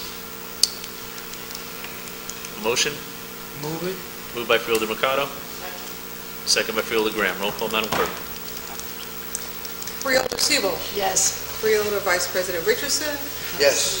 Freeholder Pomares. Yes. Freeholder Mercado. Yes. Freeholder Luciano. Yes. Freeholder Johnson. Yes. Freeholder Graham. Yes. Freeholder Cooper. Yes. Freeholder President Gill. Yes. So moved. Thank you, Madam Clerk. Resolution number 24 has been withdrawn by the administration. Resolution number 25, which we can read into the record at a later time. Mr. Antonio is here for this one, Mr. President. Thank you, Mr. David Antonio, Department of Public Works. Item number 25 is a contract award with Aerial Rise LLC to provide parts and repairs for specialized equipment. It's a 2-year agreement, not to exceed $95,000. This will allow us to conduct our OSHA-required inspection of our hydraulically operated booms and cranes and other typical, similar equipment. This will do our initial and required yearly inspections, things like belts, hoses, tensioners, lubing, in some cases even dielectric safety testing, which is required by POSHA and OSHA to ensure the safety of the operators who are public works laborers.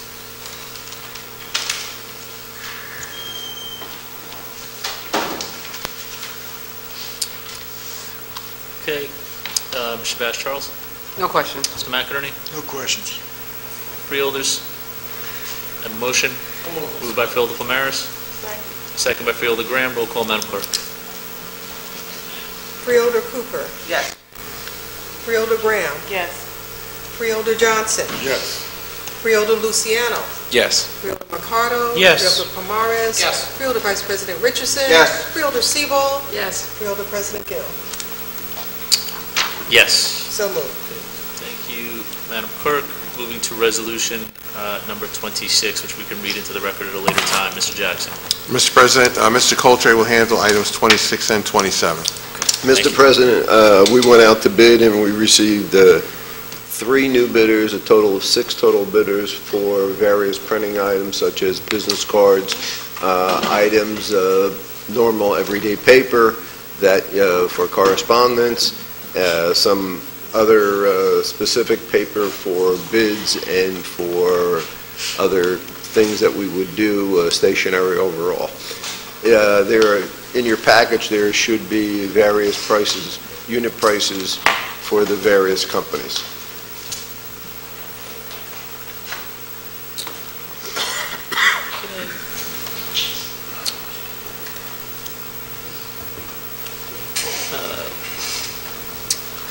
Mr. Bass Charles, questions? No questions. Mr. McInerney? No questions, Mr. President. Okay. Freeholders, Vice President Richardson. Any of these companies union, any of these union shops? No, they are not. All non-union? Yes, sir.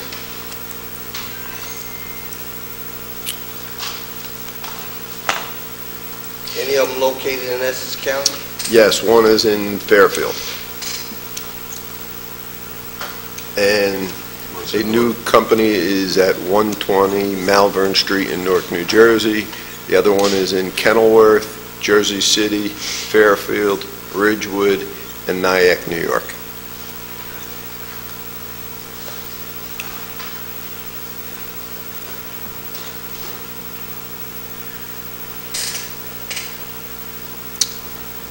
Okay. Freeholders, additional questions or comments? Mr. Bass Charles? None. Mr. McInerney? No questions. Additional questions or comments, Freeholders? Do I have a mover? Moved by Freeholder Palmaris. Second. Second by Vice President Richardson. Roll call, Madam Clerk. Freeholder Sebo. Yes. Freeholder Vice President Richardson. Yes. Freeholder Palmaris. Yes. Freeholder Mercado. Yes. Freeholder Luciano. Yes. Freeholder Johnson. Yes. Freeholder Graham. Yes. Freeholder Cooper. Yes. Freeholder President Gill. Yes. So moved. Okay, thank you, Madam Clerk. Moving to resolutions number 27. Read into the record at a later time. Mr. President, we're asking the board that the county can participate in the Hunterdon County Cooperative Purchasing specifically for specific plumbing items that would be needed at the corrections facility, but all departments throughout the county may use as cooperative. Okay. Okay. Freeholders, questions or comments? Mr. Bass Charles, question or comment? Is there any cost associated with joining this cooperative? Through you, Mr. President, no, there's not. Okay, thank you. No further questions, Mr. President. Okay, thank you. Mr. McInerney? No questions. Okay. Do I have a mover and a second? Motion. Moved by Freeholder Cooper. Second. Second by Freeholder Mercado. Roll call, Madam Clerk. Freeholder Cooper. Yes. Freeholder Graham. Yes. Freeholder Johnson. Yes. Freeholder Luciano. Yes. Freeholder Mercado. Yes. Freeholder Palmaris. Freeholder Vice President Richardson. Yes. Freeholder Sebo. Yes. Freeholder President Gill. Yes. So moved. Okay. Moving to resolution number 28. Can read into the record at a later time. Mr. Jackson? Or this is on our side? This is on us, right? Madam Clerk? Yes, Freeholder President, we are amending the resolution that was passed at our first meeting, as we do for all public newspapers who are designated as official newspapers, on the request and approval by you, requester Freeholder Cooper, to add this additional newspaper to our list. Okay. What paper? I can't Freeholder hear. Cooper, would you like to add anything? No, it's just that this paper has collapsed. What's All the of name? its What's the circulation. name? What's the name of the paper? Local Talk. Okay. It has collapsed its offerings. It used to have an individual paper that it disseminated throughout several towns within Essex County. It has now collapsed all of those newspapers into one. Therefore, based upon that, it now meets the required definition for distribution to a certain population and geographic area, so that making them now eligible to become a newspaper that we could advertise some of our legal advertisements in now. Again, this just makes it eligible. Now it's up to the administration, purchasing, or the different departments to select that paper, that vendor, as a source to advertise in. Okay, thank you, Freeholder Cooper. Any additional questions or comments?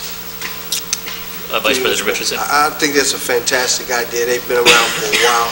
I happen to know some of the reporters and I've spoken with the owners several times. They do pretty good work overall, and we should be advertising with local vendors. Makes sense.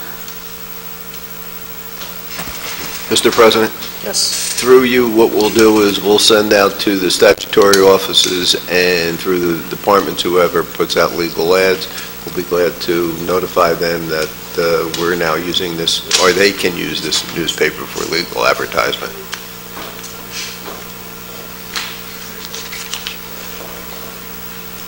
Okay.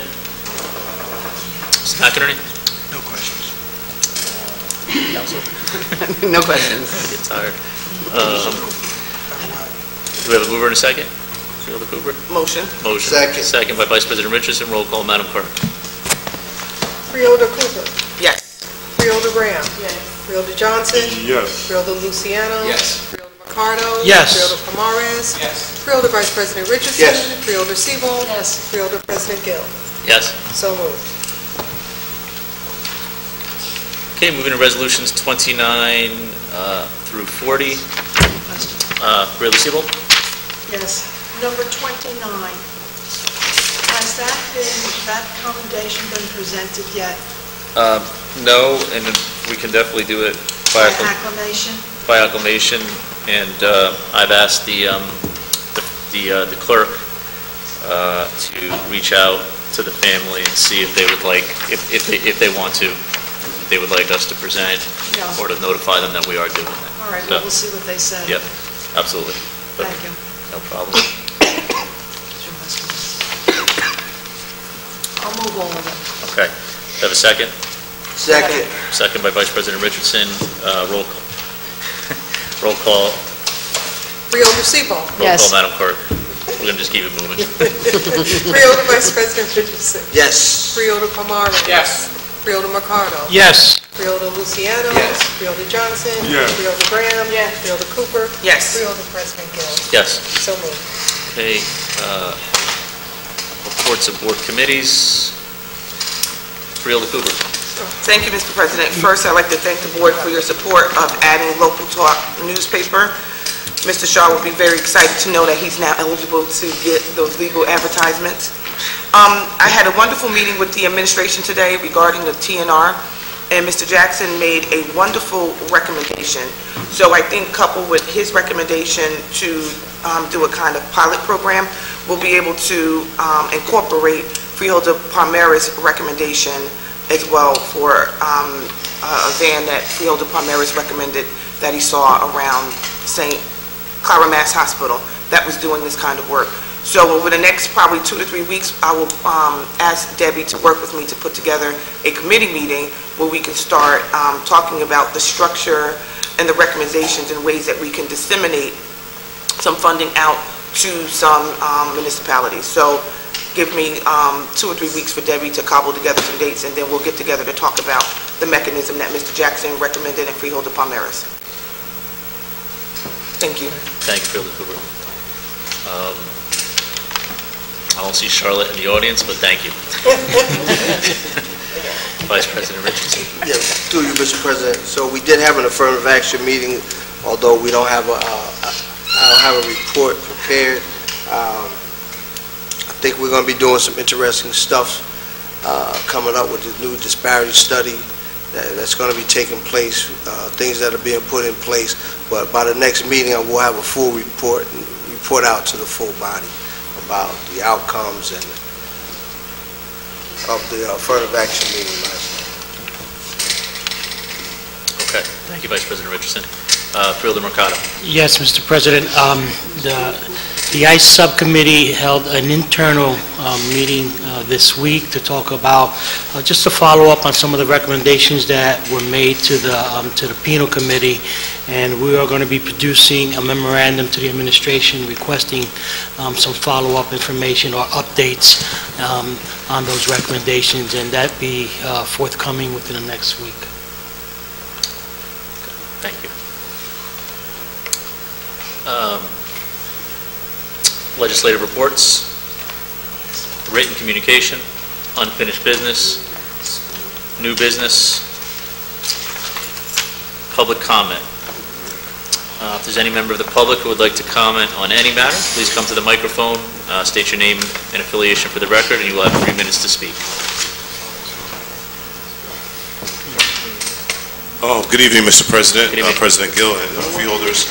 My name is Che Coulter. Just really briefly, just use this 3 minutes for something positive. The Meadowlands, although it sits in parts of Hudson County and Bergen County, I would like for this body, this former body in the administration, to consider a strategy moving forward how we can have a stronger representation on the economic activity that's happening around the Meadowlands and any future construction that is taking place, Mr. President, both in the Meadowlands and coming south down the Passaic River, so that we can begin to look at ways on making that area an economic benefit to Essex County. The other thing I wanted to touch on is, back in 2016, an ordinance was passed, in fact, denouncing the presidency of Donald Trump, and I think that we're at this point of our governance to begin to look at, if we're going to accept federal revenue that's coming from the administration, we shouldn't get involved with who's the president, but how we're going to maximize opportunities for Essex County.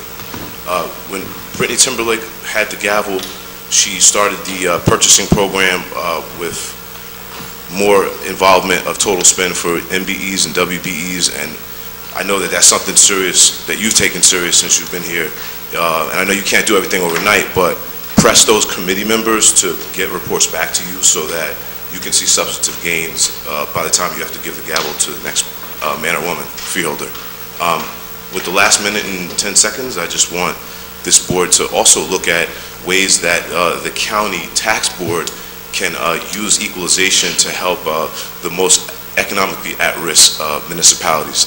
Specifically speaking of Newark, East Orange, and Irvington particularly, because equalization is something that we've done good with in the past, but so that we can keep the property taxes fairly payable for those who are homeowners in those areas without it being a jump too soon, Mr. President, is something that hopefully the administration, with the work of this body, whoever deals with finance and taxes, can get a solid report to you that makes clear common sense from a tax perspective.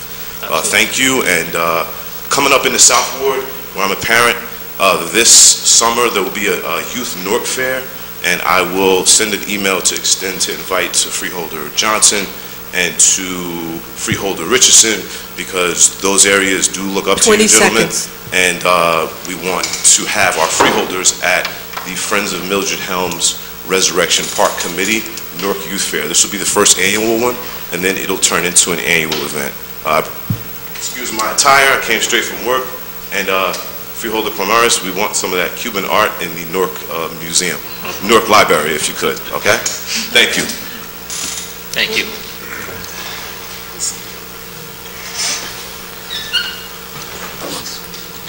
Okay, good morning one more time. Donna Jackson. I challenge you all to go out and have conversations with the community-based organizations who are distributing this money.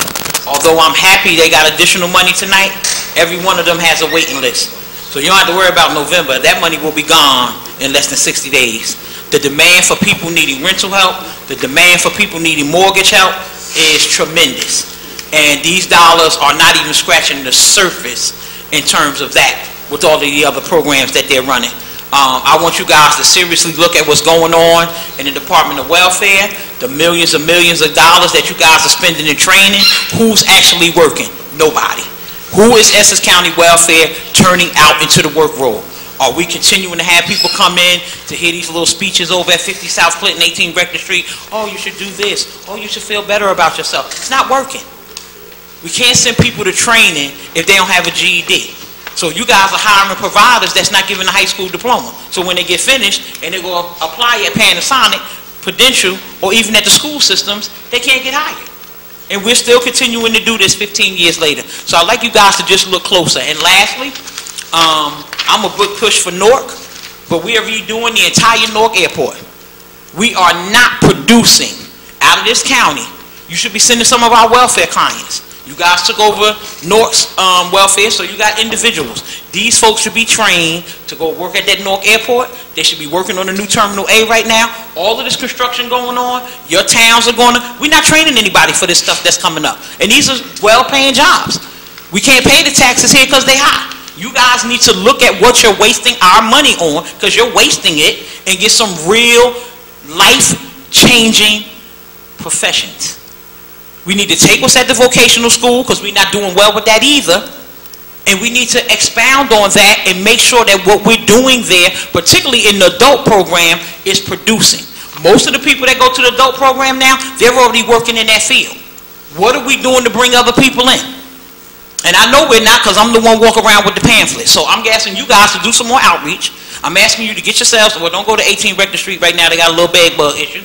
You know, and they do, so you better get on that too, because y'all paying my friend over there at the Robert Tree a whole lot of rent money, so exterminator needs to be there post haste, and you guys need to let those employees come out of there, because the one thing I am going to tell you, once those things go into your house, it is hard to get them out, and I don't think that's fair to do to the employees that work in 18 Rector Street for them to have to worry about that.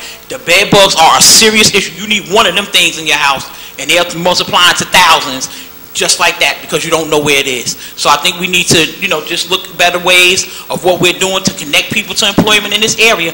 You're doing some work at the park, we're doing some work in Newark, we're doing work all over the place. New Jersey Transit, we need to force them to take our residents where they have hubs. Thank you.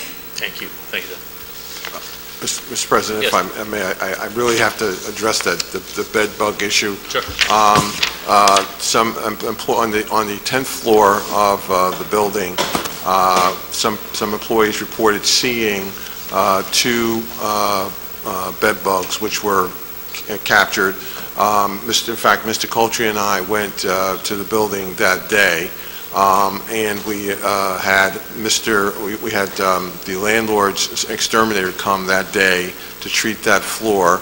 Our exterminator came that night and treated the entire building, and we've had the building treated nearly daily since that time to eradicate the problem. So I know you heard some words today from two sources, but the fact of the matter is that we treated those immediately.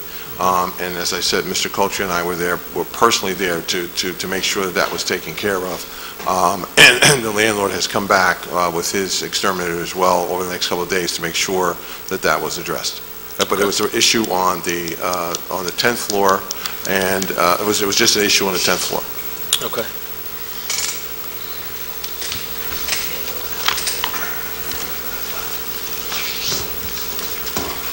Thank you, Ms. Jackson. Seeing no one, thank you. Seeing no one, I'm going to close public comment. Do we have a motion to adjourn? Motion. Second. Oh, I'm sorry. You know what?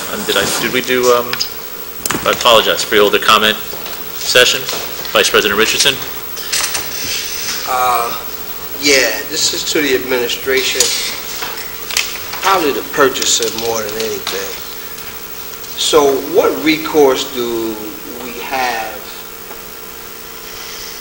when a vendor who you approve to supply certain materials, such as shirts and any of those kinds of things,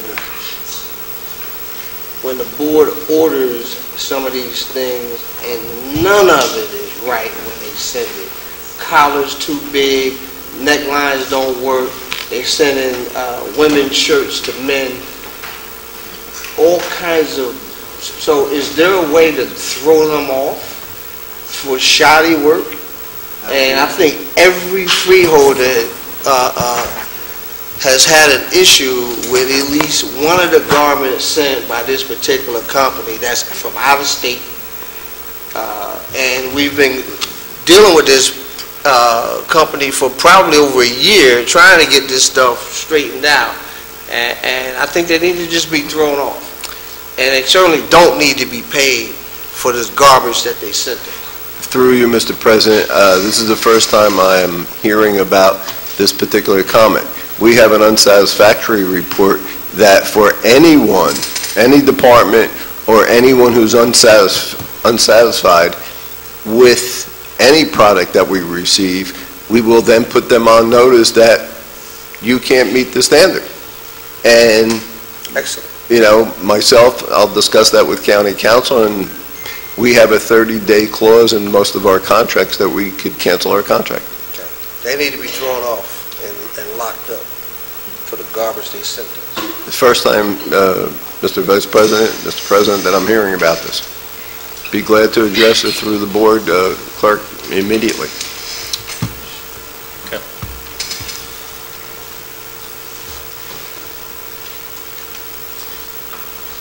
Real additional comments?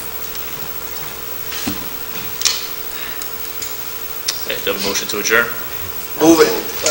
Meeting adjourned.